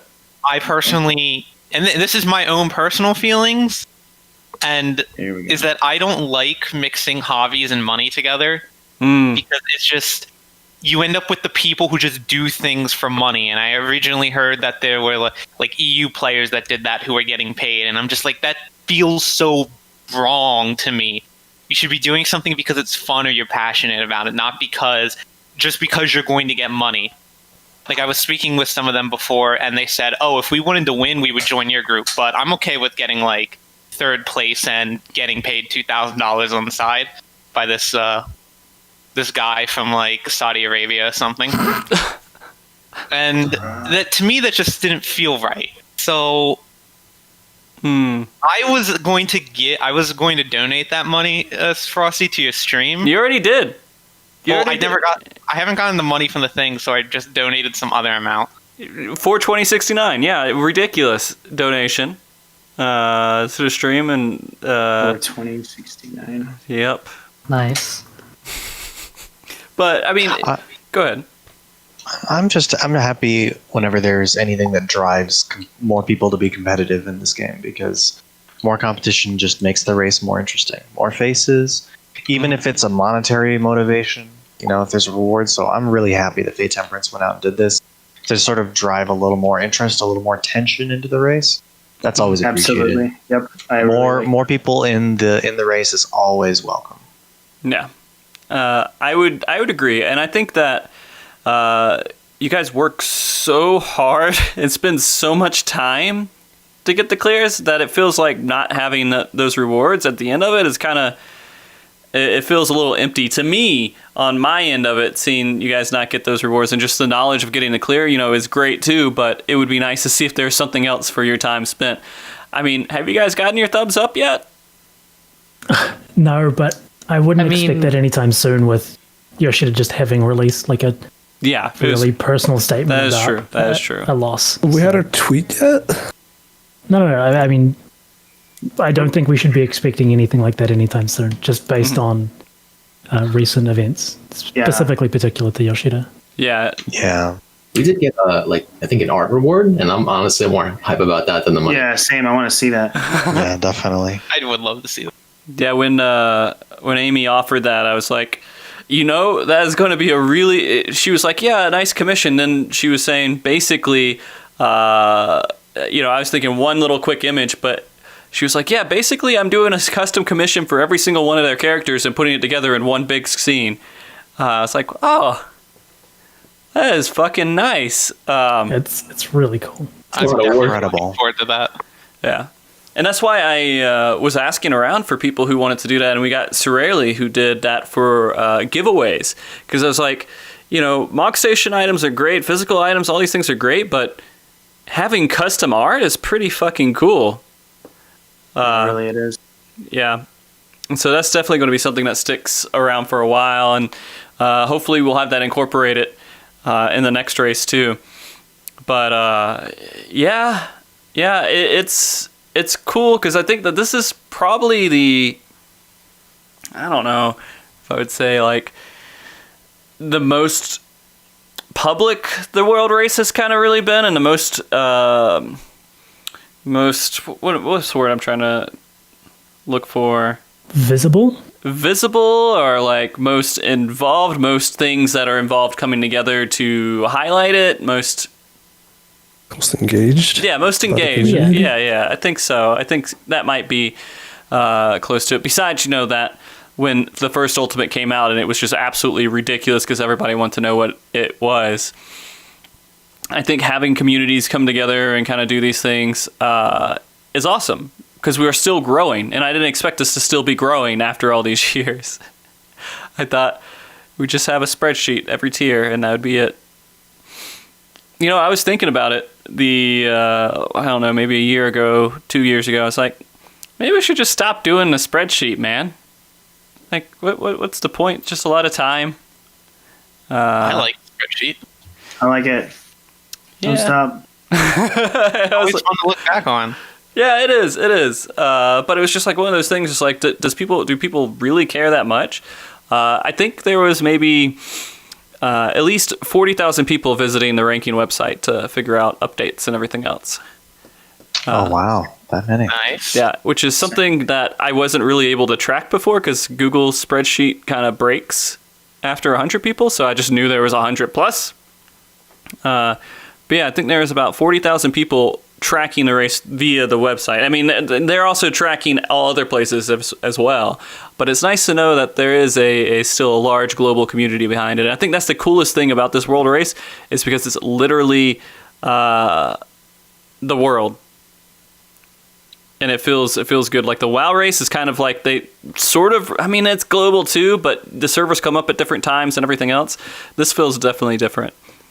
So, I don't know what else I would really say with that, but. Did you have a sticky or a sidebar on the subreddit? Yes. Time around? Yeah. Well, I don't know if it was a sidebar. We did have a sticky for the event. That I listed out like what the event was and all the charity stuff and everything else, and Reddit was awesome to kind of help out with that and just put it up there just so it's a little bit more public. Are you guys trying to post stuff in the chat? Someone asked what your website was. Hold on. There you go. Skylar. But yeah, no, and there's a lot of stuff. Like, see, I'm not even I'm not a world renowned website person. Like, it's a very simple website, but it's just nice to have that information stored somewhere. And I'm sure as time comes along, every once in a while, go in there, update it, make it a little bit better. And I think that this is the best way to do it. Is just to leave it on that website and not keep it in Google spreadsheets because it's just easier to handle. And I wasn't able to. The FFX Progress website, FFX IV Progress, was just a lot to. I did that really hardcore without really too many frameworks or anything else. And I was just really hardcore coding it. And that was just a waste of time for me. So I got a very simple website to work with this time. Well, the important thing is you learn something while doing it, right? I learned a lot and a lot of stuff, mostly things I didn't want to do. I learned that I didn't want to be hardcore coding with websites. That's mostly what I learned from it. That's something. I have some bad news for you, Frosty. What's that? I caught a bug in your rankings, and Which I shared one? it with my team like yesterday. Rank 21. Rank 23 has a certain problem Well, on the current spreadsheet? on the current spreadsheet. Or not, well, the rankings on your website. Yeah. 23. And now I will admit that I do have help with this, so I'll pass the blame off of them. Oh, what'd you do with that? Why'd you do that? I can't believe the people working in the background messed that up. The little elves in the background. Yeah. I don't think anyone's logged in and editing this. So yeah. It's been like that for a long time. Has it? Yeah. All right, hold on. Live troubleshooting right now. God, I feel like we didn't mean to make you feel bad. Now I feel horrible. Great. Oh good job, no, guys. he should. There's probably a space or something in it. No, where, it's accidentally press the button. code. The code is supposed to say row -1, and it says raw -1. That's all it is. Like now it's Feels fixed. programming, man. I'll find it. Classic. There you go. It's done. It takes 2 seconds to fix it. Cleese, did you say he should feel bad? Yeah, Cleese. What'd you say, did. Cleese? Yeah, I said you should feel bad about having mistakes in your website. But now that you fixed them, you should feel good. I should. It's not perfect. There's some stuff that I can improve upon, and it's all very simple. But I think that fits with what I want to do because I do want to focus. While the tracking stuff is all really cool and everything, I do want to focus on trying to push the event as much as I can as well, and doing that at least for Savage Tiers, because I feel like that actually did some good. It feels good to get the community together to donate for kids in hospitals, man. I don't know. It really does feel good. I feel like I don't know how to explain it, but I'll go off that for right now and start focusing on you guys again. Hold on. Actually, that was it. That's all my questions. I think I'm done. Let me see. Did you guys have anything that you wanted to bring up? I had one thing that's sort of been on my mind for a bit. So like, it goes down. It's more so a message that like the rest of the team has probably heard me say this before. Like partly why we're successful, and I personally believe that somewhere out there is 8 players who are mechanically better than us in just every way, shape, or form, and they're probably all in teams at the moment, or they're in some casual group somewhere. Like, those people exist. But even if you were to put them together, whether or not under the same conditions, which one would come up top, we can't really say for sure. And I'd say the reason for this is, like, one of the strengths of our team in this tier was that there were puzzles. And, like, when I joined, I remember telling the group, because I had prior commitments before I joined, I said, okay, I'll join if we can grab Sphere at the same time from free-to-play. And part of the reason for that wasn't just because, like, I wanted to grab the other member in the team who was actually trying at the time when free-to-play was just kind of, like, at its end. But it was also because he disagrees with me. And we're very different in how we look at things. And the reason why that's important is because when you have, like, these puzzle mechanics that we're going up against, it means that some people are looking at the problem from different angles. What I find that makes a lot of sense may not be the same for everyone else. We had this discussion before after Prog with, like, basic relativity. To me, that is the mechanic that makes the most sense to me out of all the relativity. Like, basic is the easy one. The other ones are more confusing to me, but others had said, no, those are the ones that are easy to them, and basic is the more confusing one. And what this means by having, like, this weird way of, like, just different thought processes is that you end up with, like, 2 things. Is that you don't get walled on mechanics. Somebody has a solution to them every single time you look at it. Although the downside then ends up coming is that we have different ways of thinking and, like, processing information, which can lead to sometimes some conflicts, or just we can't communicate our solutions very well, which does happen. But we have a solution every time. So I absolutely agree with you on that. I think that's very important. But it was always my experience and my understanding that everyone disagreed with you send off, is what I thought. I wanted to say something akin to that. It is true, but it's like the level of disagreement is different. Okay. But it's just a different way of looking at a problem. Is different from member to member. It's not, you didn't get 8 people together who are all yes men. Right. That are like, oh, we have this idea, let's all think the same way at it and approach it that way. There are people out there that think we're all yes men for each other. Really? I appreciate that each and every one of us contributes to strategy in our own way. We had Everybody brings something. Heated arguments during Prog. Let me tell you that. Yeah, before Prog, we've had a lot of disagreements. It happens. There's a lot of. I know that very personally, me and Svi have completely different ways of approaching what makes a team successful. I mean, you have a bunch of different people with different opinions. I appreciate that when Sindolf unironically tells us to go get emerald weapons mid-prog, all 7 of us tell him to shut the hell up. But what I'm saying is it's a good thing that you have people that don't think the same way. It's a benefit, because if you have where someone else, I mean, there was one mechanic where one of our prime strategists was kind of stumped, and every other person just stepped in and was like, well, there's this. Well, okay, well, we know for basic relativity, tanks shouldn't be second because they need to be in front of the wild charge, stuff like that. And it's there's also just, it's interesting to me that this is sort of a natural progression as well. Like, when you realize that sitting there, being quiet, and playing well is not good enough to prog. And I think everyone at some point has come along this realization There's a lot of people that I know that have come into the raiding scene that when I first started raiding with them, they wouldn't say a single word in the polls. They wouldn't say a single word in the polls. In between the polls, they would only answer questions with as few words as possible. And you see them now, months later, after I met them, or in some cases years later, and some of them talk a whole lot. And they interject their opinions and their strategy ideas in, even though they prided themselves originally on just performance-based merits. Like, they're like, I can push my buttons well and die little. That's good enough, isn't it? Not really anymore. You kind of, the best teams have everyone putting their heads together and thinking together about problems and solving them together. And I think we have a good combination of that in this group. Yeah, Absolutely, yeah.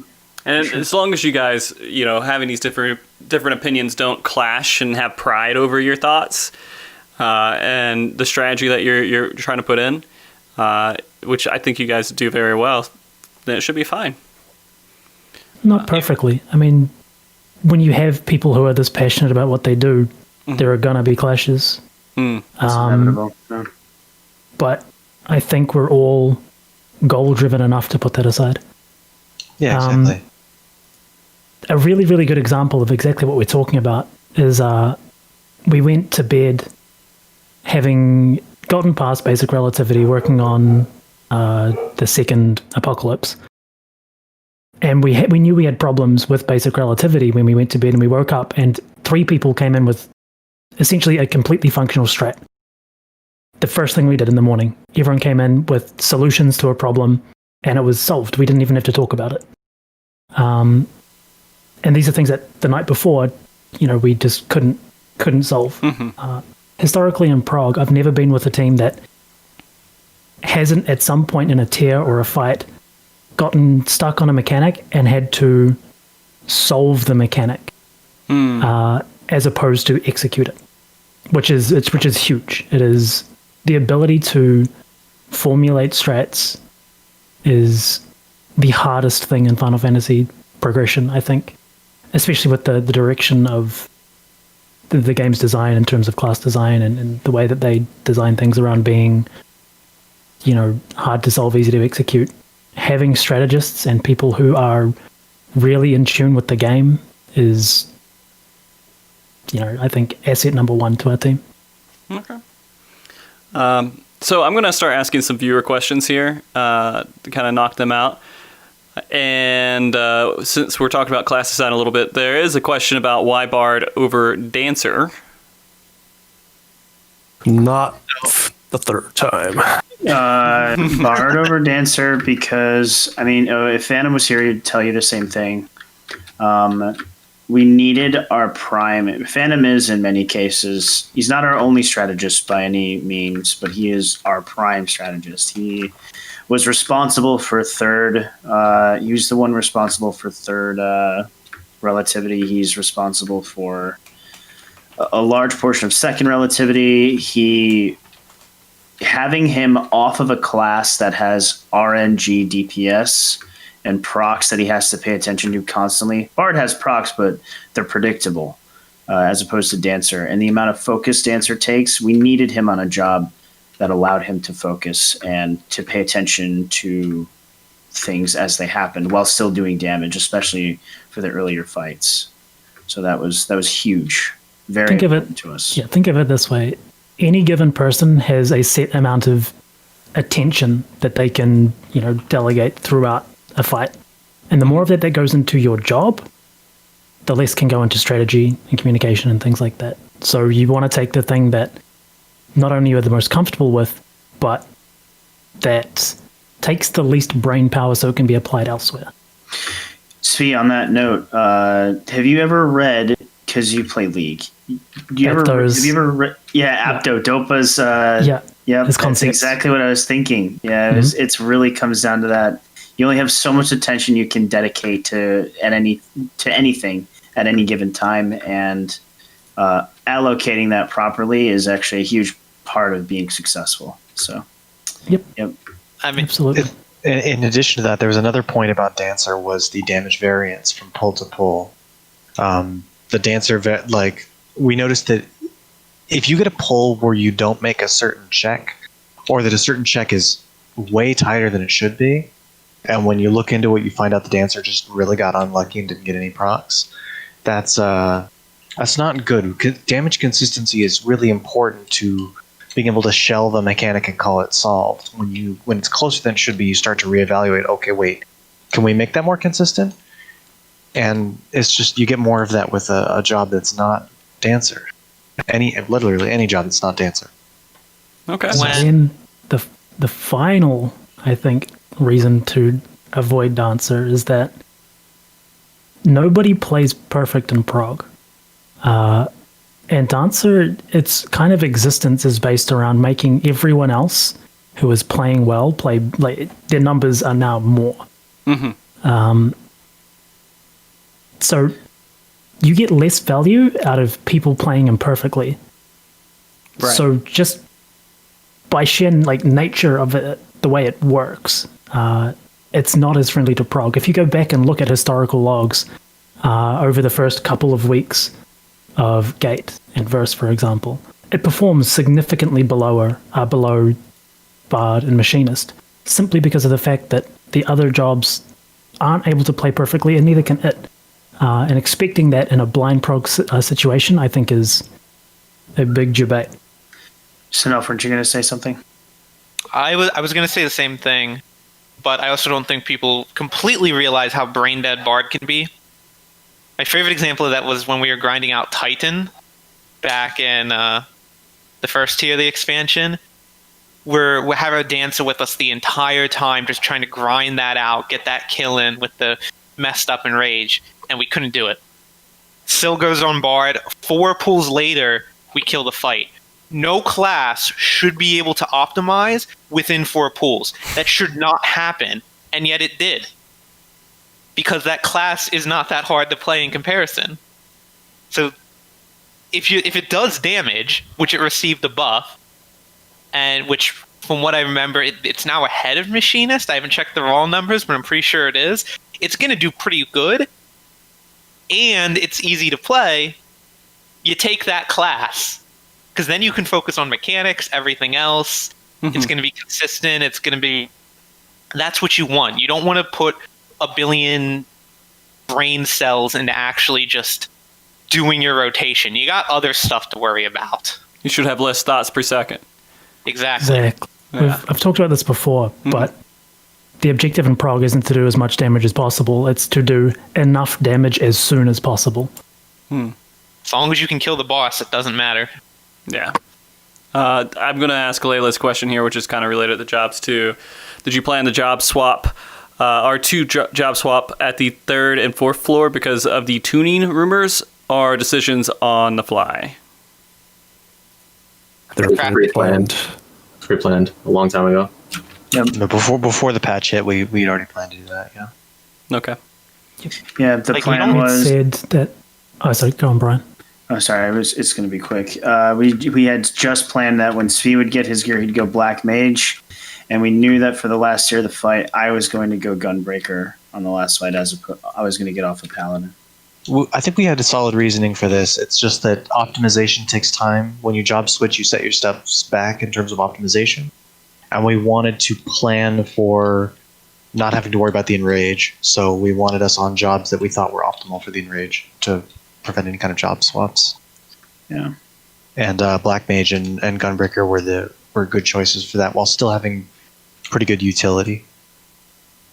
Double Addle ended up being very valuable in the last fight, as it was. Yeah, like Red Mage is great for the raises and the healing that it can bring, but once you're in a fight that you really don't need that as much, or you're going to be grinding on it more, switch to the Black Mage. And the Black Mage will have time to optimize and do what they want. Same thing with Paladin, in a way. Like, there's other reasons that Brian can probably explain better as to why you don't take the Paladin, but really, on Gunbreaker, you'll have more time to optimize, as well as, like, it's not that far behind Paladin, and this damage is much better. Its mitigation is actually pretty good and maybe underrated. The reason that I didn't go Paladin in the last fight is because a lot of my Paladin gameplay is very conservative. I have really bad damage habits. I'm more thinking about getting through stuff, and that will bleed into us trying to make a check or us trying to do something. And as much as I've tried to condition myself to get out of that kind of mindset, it's way easier for me to just play Gunbreaker and have a completely different mindset when I'm playing the class. In addition, Heart of Light ended up being super good in this fight, especially at the end. It literally covers 2 of the major busters. So it'll cover a big buster right at the end where the enrages, and it'll cover a cluster of the quietest spam and then another buster because it's 15 seconds, and the distance between 2 of the AoEs that the boss casts at the end is 13 seconds. So you can have it up for 2. Wings and DV are shaking right now. Yeah, it's really They're just too situational. I think DV would be pretty good for this fight just because of how much the terminals hit for. I'm sorry, the relativities. I think DV would be awesome there. DV would definitely be good there. It's not that it would be bad. It's just that Gunbreaker. I mean, Gunbreaker's still there. You know what I mean? Like it'll still do the job, so long as you plan your mitigation well enough, and it's less for me to have to worry about in terms of damage. Because on Paladin, it's really stupid for you to miss anything, but if you, God forbid, you do miss something, it is way more punishing than on Gunbreaker, at least in my opinion. It is way worse if you, I don't know, something stupid can happen. If you for whatever reason, if you die or your rotation gets effed up for some reason, which it shouldn't because Paladin is ridiculously easy, but in a prog scenario, it can happen. Yeah. You know, if you have to clemency, like. Yeah, it fucks you. And if you clemency, you're forced to clemency, you're like, oh well, shit, my config here. You just lost so much damage, and it's horrible. So I don't know. We're also at the end of the expansion, so at the start, a lot of people didn't want to play Gunbreaker because they're like, this is a lot of buttons, it takes time, like it's gonna just take you a long time to learn it. But as time goes on, players are going to get better and more comfortable on the class. So now that we're at the end of the expansion, you can kind of say to yourself, even if people say this class could be harder to play, let's just take that one instead. Because you're a little more comfortable on it now than you were when you only had like 2 weeks to a month to practice on it. Okay. That being said, don't do a last minute job swap that onto a class you're not comfortable. Don't do it. It does not work. Stop doing it. Yeah, the trick is to build the comfort ahead of time on multiple jobs so that you could swap without losing much. And then randomly get 150 DPS added to your ninja for some reason. Yeah. So that's why a lot of us would switch jobs when we were practicing. We would just play something different. As soon as I saw that there was a pretty good chance I was going to be playing White Mage, I just dropped Scholar altogether because I have a huge amount of comfort on Scholar. It's a very cozy job for me. I can hop back onto it without losing much. But White Mage I hadn't played in a while, so I just kind of sat on it and built a lot of comfort. Okay. Not that White Mage is hard, but the principle applies. Right. To touch really briefly on the Black Mage, Red Mage thing as well, typically last fights have big everyone is dying now mechanics that you can't recover from. Like Rampant early in the fight is a really good example of that in E8S. And when that happens, having a Black Mage or having a Red Mage is literally irrelevant. And those are more tended to happen towards the end of a Savage tier. So while recovery options get worse, like it's a no-brain choice then at that point. Okay. Yeah, I agree. Having an extra raise is much less influential when you get to the last fight. So another question to kind of change a little bit here. Why did you guys not follow Cleese when he said the jump? I don't even remember him saying it. I think the context in which he said it, I don't know about anyone else, but I didn't even hear him say it. I was so tunneled on the fact that the boss looked low that I was just pushing. And then someone else said, or I think Phantom said, I don't think we can do this, but we should continue anyway. He's like, we're going to practice mid and triple apocalypse. Yeah. And in general, though, if the run hasn't been catastrophic and you're only a minute away from an enraged death anyway, just play it out anyway. It's I was thinking because that was we had said earlier that we were just gonna get past Apocalypse and then maybe jump if we didn't have a good run, because we only had like 2 runs left on our lockout. So as soon as I saw that our Apocalypse wasn't clean, I was just like, jump? The only reason that I didn't right then and there is because I heard the question mark and Yes. jump. Yeah. Yeah, it sounded like Lisa was asking a question. So I'm like, I'll stay for a bit. I mean, Let's see. I wasn't calling for a jump. I just asked. Okay. Yeah, he's like, he said jump, and then I just didn't even hear it. I was just like so focused on killing the boss. We definitely wanted to get some practice at the end, and that was the original goal, as well as the limited amount of time we had left, because we had to get our mitigation down correctly. Like, we had the macro, but we had to execute it. Plus, triple apocalypse, we still had to do it cleanly and have everything work out the way we needed it to, which, on That's the Pool, it did. And we ended up killing it. I think the kill pull was actually only the second time I got the temperance timing right. Before that, I kept temperancing the cast bar for advanced, which is not what we planned. So it just goes to show we hadn't really practiced that phase very much. I think it was like our 4th or 5th time we were there. Maybe 4th, I think. Like be actually seeing advanced. Can't have been that many. I think it was our first time seeing an actual percentage that was respectable, wasn't it? Because every other time we got there, it was like such a thrown away pool that it's like boss is at 15% or something. I don't think we ever had any low percent wipes to the enraged. I think our lowest was like 8 or something, or 5. It was like not even close. And the first time we actually got something it, like 8 or something. yeah. Was it actually? No, I think the boss was the boss. Yeah, it was like what was the lowest percentage we ever had on Oracle of Darkness before our kill? I don't think it was ever that low. It was always never. It was never like a 2 or 1%. It was never that low. It's always like 7 or 8 because every time we got there, it was like we were just limping past triple APOC. Like we always get past triple APOC, like 4 people dead. Yeah. Okay.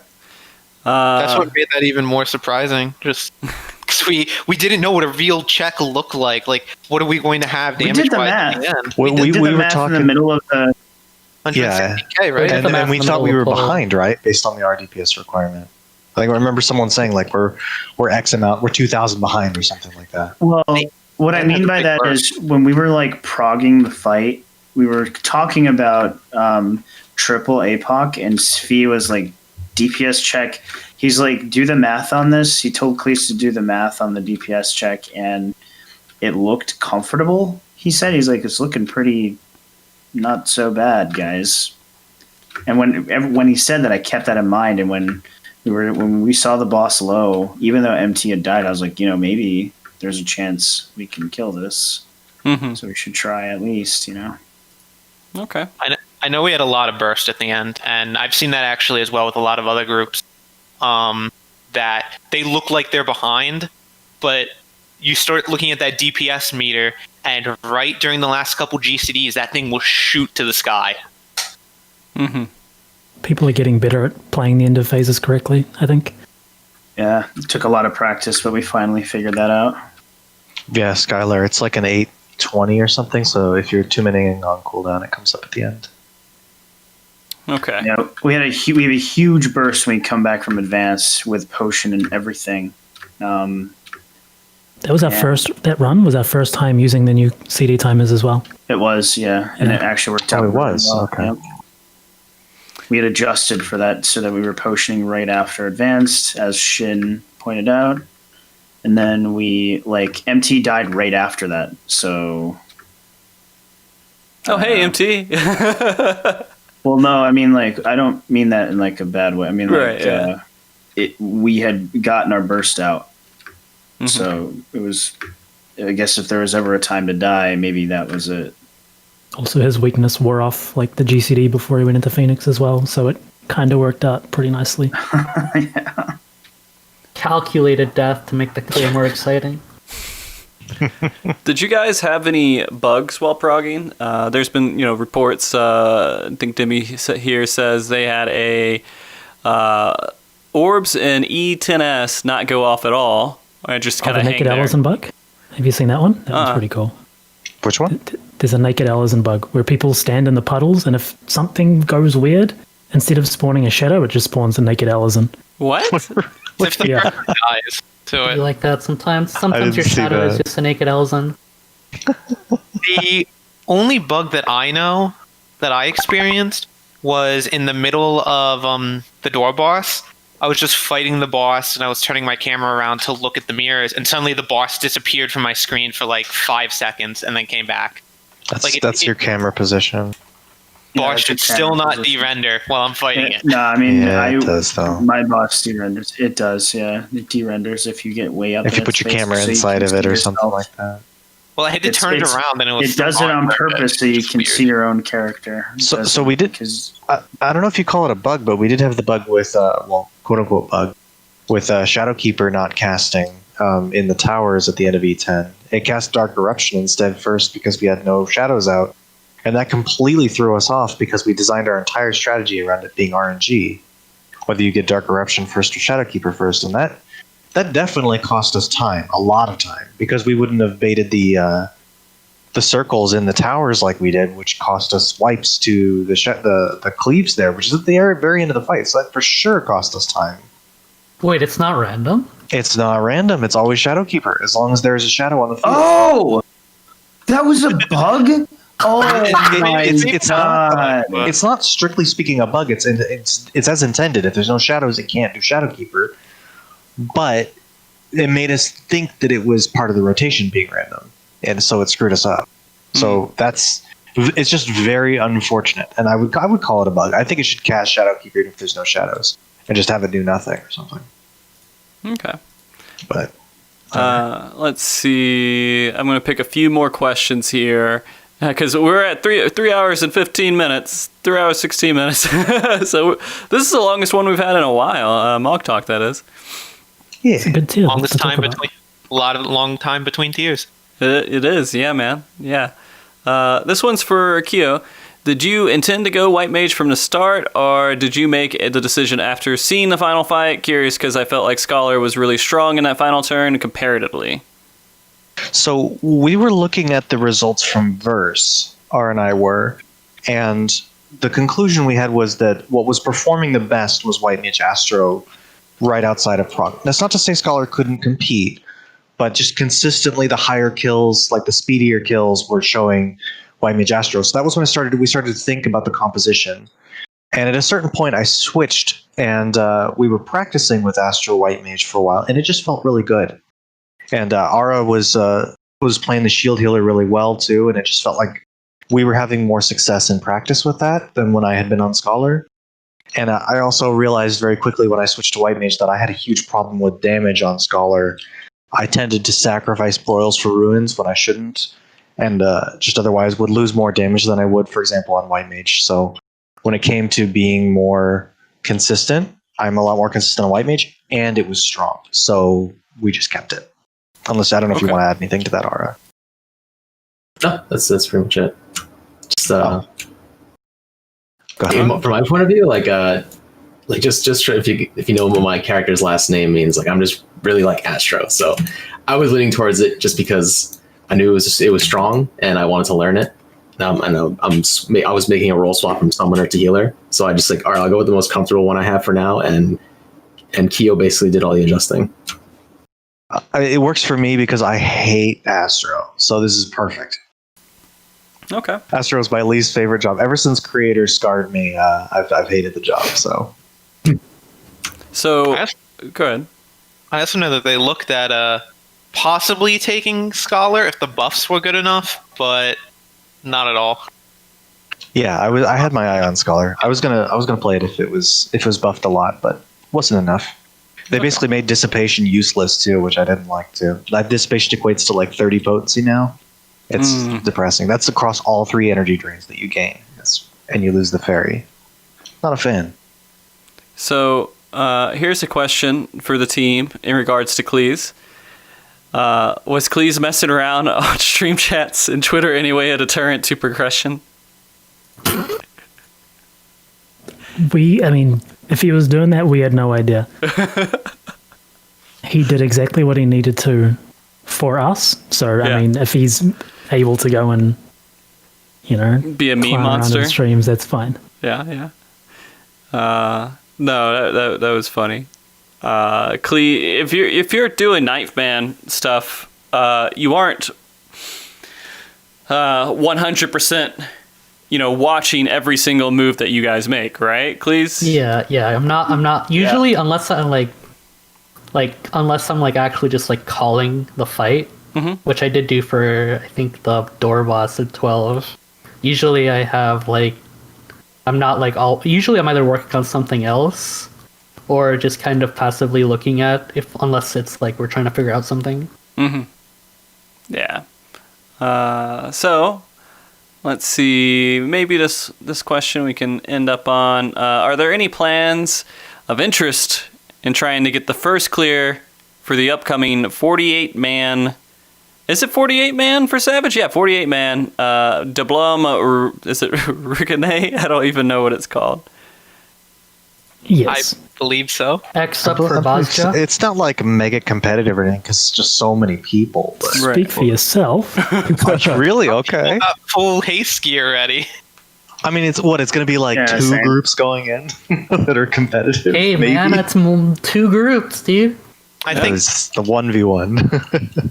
I don't exactly. We haven't really talked about it too much, but I know we had a lot of people in there when Boja originally came out, and I think we're going to be taking probably the 2 statics from our Tempest and us from Radiance, and then those who have been around for a while and have put in the work in BA, or at least they're there within the FC and they're active, we'll take them. Because one of the things we have to do is organize that many people, and that's a skill that you don't get to exercise very often in this game. So people who are around and cooperative are very important for that. I'll go ahead and let you. Go ahead. A system in place for selecting who we're bringing. Don't worry about it. You must have haste gear. Must have haste gear fragments. is priority 1. If you're not in the FC, you don't get to go. Or, I don't have a haste gear. I should go What's on farm to you haste then? gear. You want to take me because I can do mechanics. Now, can't you just buy everything? Oh, can you? Yeah. You can't buy the haste gear. I definitely. spent 15 million on buying the haste gear and fragments to get stocked up before patch. Before Baja truly died out. is it dead now? I haven't been in a while. It's getting pretty gloomy in there. There's not very many people. Still some castrums though. When I last went in to check pre-patch. Well, I'll let you know. I'm probably not going to track that. In any regard. I think we're going to be okay. Yeah. It'll probably be last time with BA, where it just is. Yeah. Ends up being NA versus JP, a data center competition, Yeah. as opposed to teams. I'm arguably more excited about Blue Mage than Baja. I'm just not gonna lie. Yeah. Fair. Dude, we got all. Dude, you coming can't up. take it into Ultimate. When is that happening? When is that happening? But you can Exactly the same day as You can do the Omega Yeah. raids. When is that? When is all that happening? Yeah, but they're the Omega. 545. Do you know Probably when else a you might month be and a half. scheduled? I'm gonna love just going into friggin' Omega and just being I'm gonna diamond back all of Hello World. You changed Diamondback. They Did they? changed it, yeah. No, they changed Mighty Tank is Guard, more not interactive Diamondback. now. Is it less terrible? Yeah. Tank is Mighty Guard, Okay, so we'll have tank to. does I'll damage. think about unlocking my skills now. Yeah. Because I still don't have all the skills unlocked. Because tanking on Blue Mage before is awful. I'm pretty It is sure the they'll change least it. fun thing in the game. Pretty sure they'll change it. That specifically will be one of the big changes in the Blue Mage update. Okay, now we're gaming. Okay. Is there anything else that you guys want to say before we end the show today? Thanks to all of our crafters and everyone who helped make our team successful this year.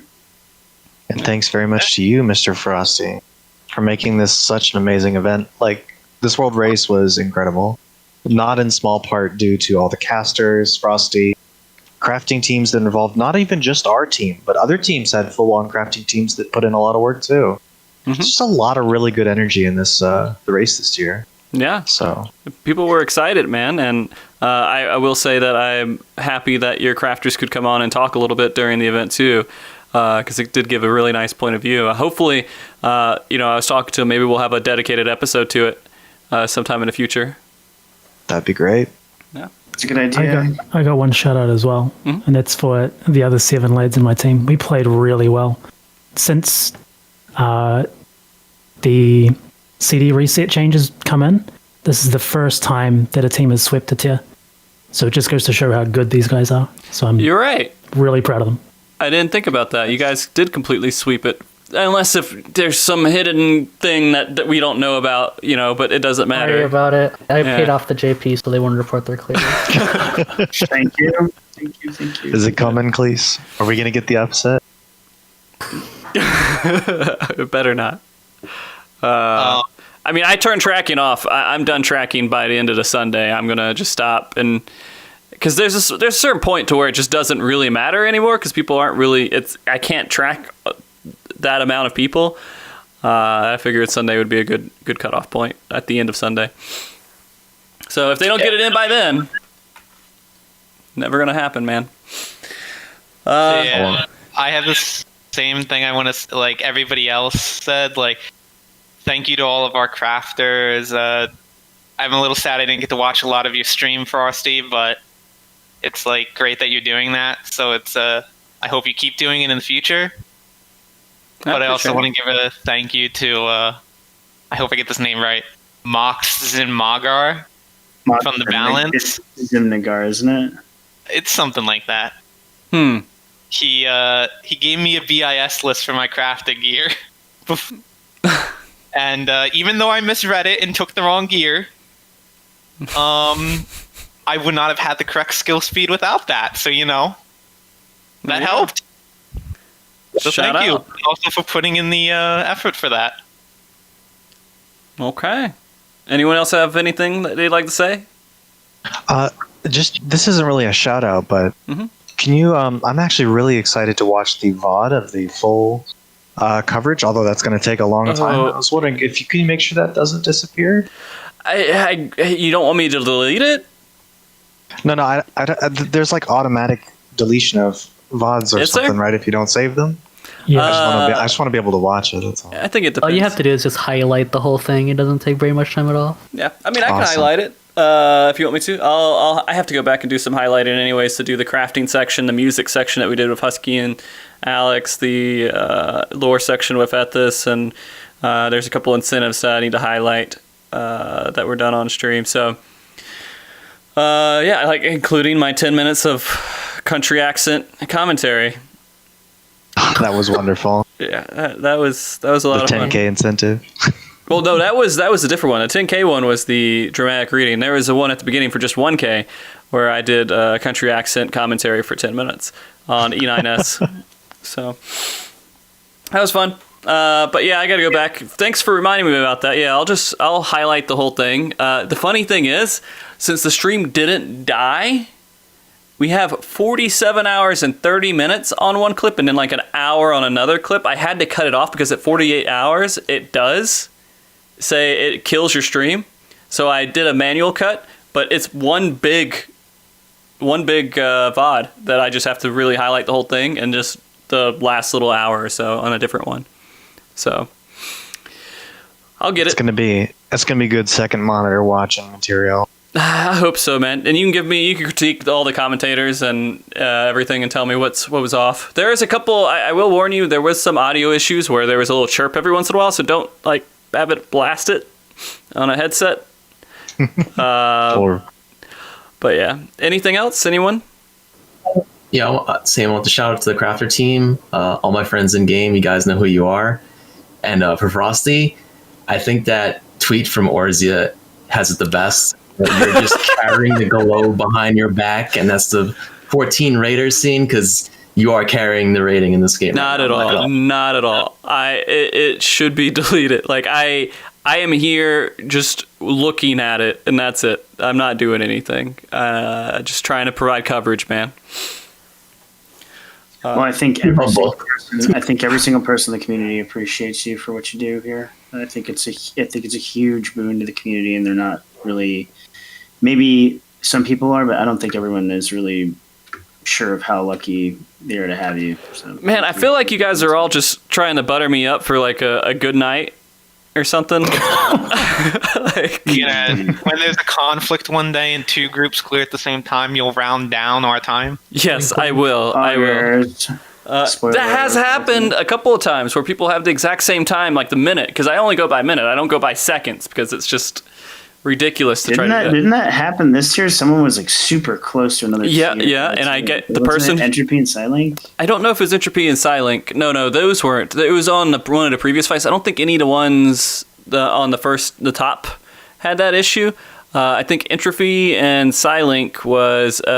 They were about a minute apart. I think they were legitimately a minute apart, but there were some that were on the exact same minute for previous fights. Oh. And I gave it to the person who turned it in first because I don't know what else to do there. They go ahead of the other person, but I mean, they clear at the same time, but it's impossible to get that second down unless if I go. You can't even get achievements on the previous fights, right? So I don't know. All right, you guys have anything else to shout out? Good. Shout out to Radiance. Next tier.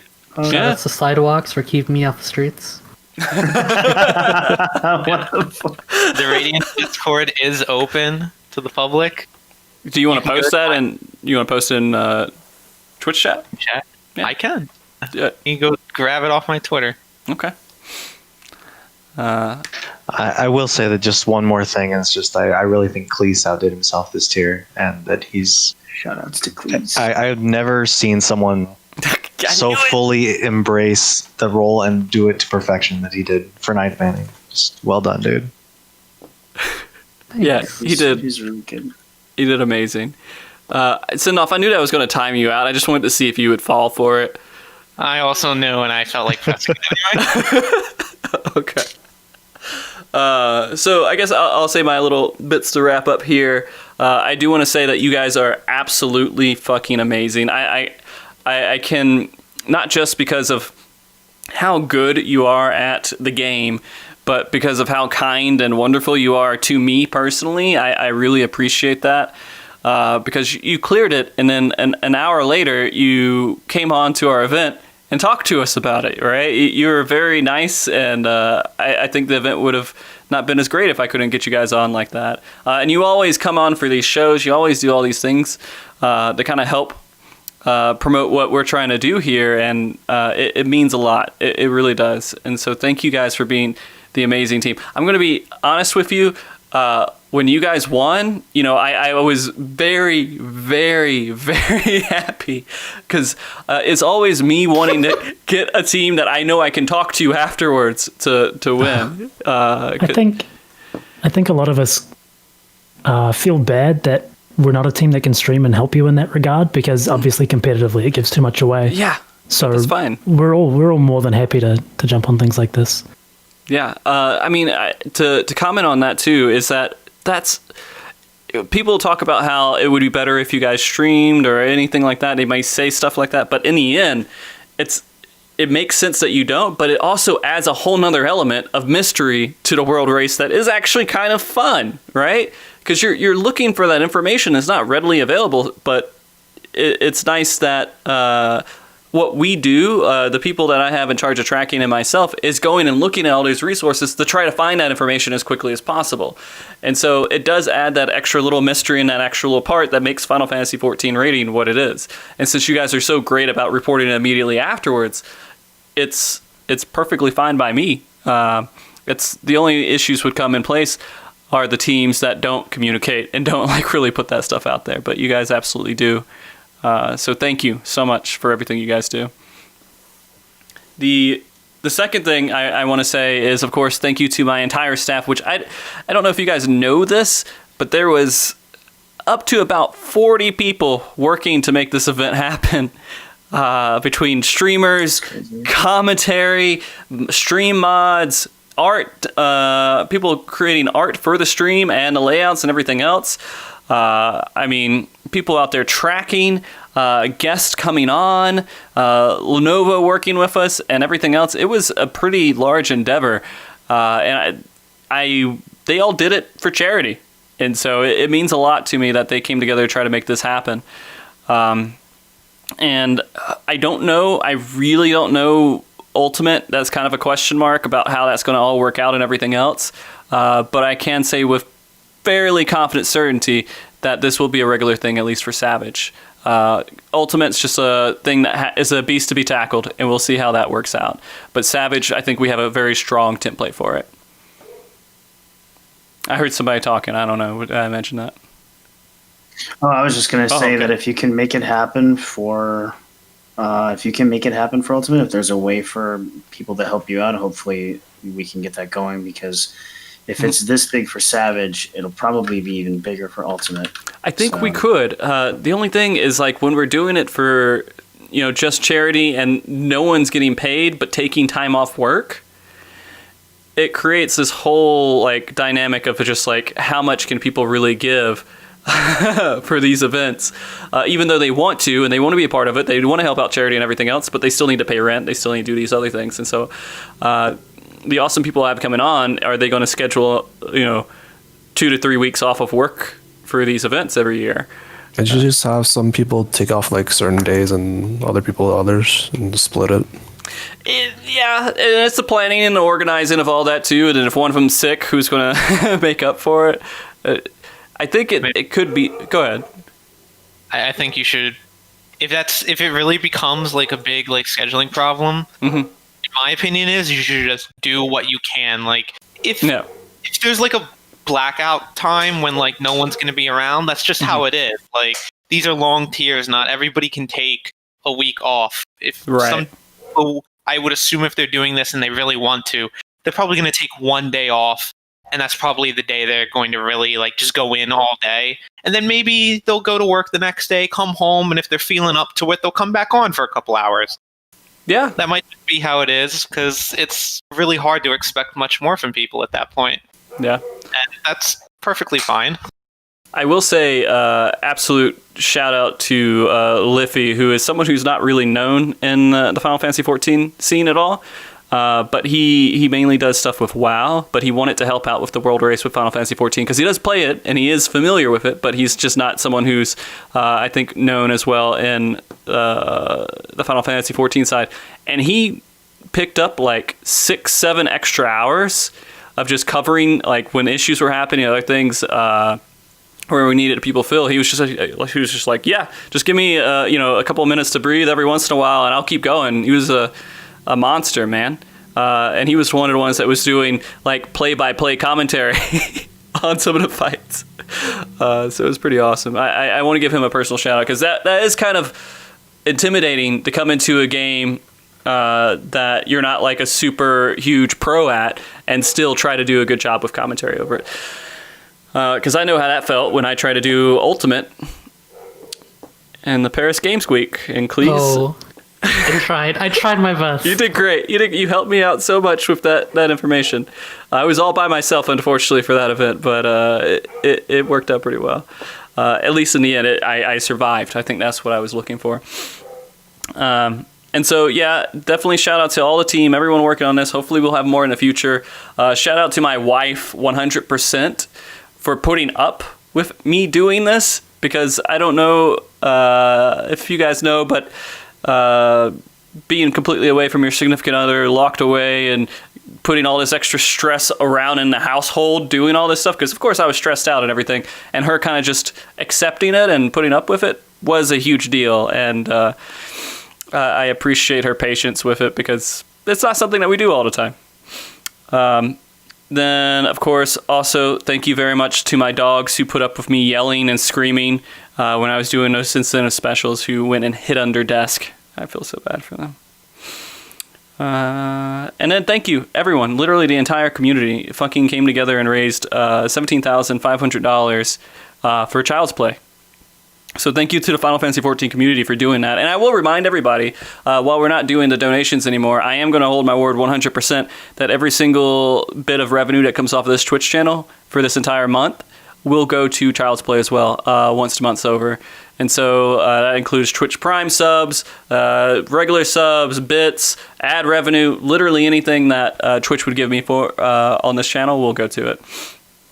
So let's see, and Phase Temperance, thank you very much for being a part of the community, and thank you very much, Aethernet, for giving us the people to help us do this. And everyone kind of came into it. Not everyone was a pro coming in, but they sure did their best, and they could absolutely be pros at this stuff. And that's all that event stuff. Let me see if there's anything else I want to say. I am not 100% sure if we'll have a MogTalk next week. I'm thinking about it, but it may be one of those weekends where I actually rest a little bit and try to recover. We'll see. So sorry, I don't have a definite answer on that for next weekend, but we'll see. There is a lot of stuff to talk about, a lot of stuff with the patch, but there may be a little bit of time for breathing between all of it. And let me see. I feel like I'm forgetting. What am I forgetting, guys? What am I forgetting? Are you still staying frosty? Oh, Jesus Christ. Jesus Christ. Yes, I am. Well, I think that's it. I think I did make a Patreon video at the end of this, so there's a little video I made for the people who, personally thanking the people on Patreon, that I will play in just a second. And I think that's it. So, guys, remember, be good, keep cool, stay frosty. Everybody has to say bye now and act like you're waving. Say bye. Bye. This is the part where I personally thank Patreons who support my efforts with ridiculous amounts of funds, either because they have too much money or they just really like hearing me say their names. While doing so, I will read this all in this mask I can't see out of and makes me look completely stupid. First off, there's a dude, it's Antonio, who helped me with the world race tracking and has been a supporter of the channel ever since it started. I appreciate all his hard work over the event, without which I would have a very hard time and probably my life would have been hell.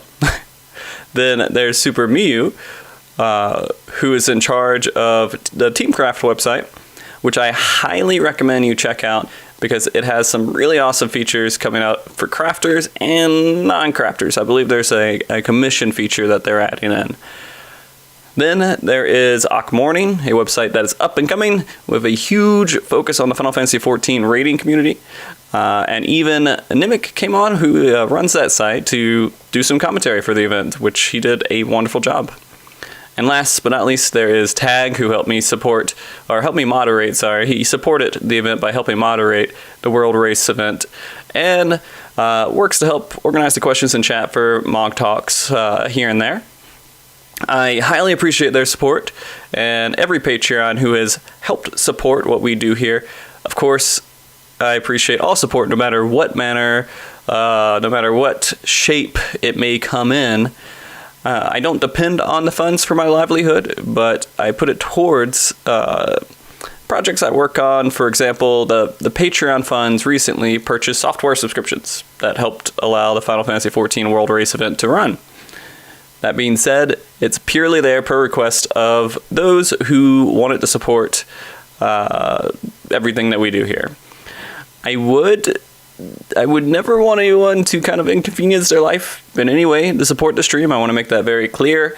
Again, I'd rather you buy that extra cup of coffee every month for yourself instead, if that was a decision you would have to make.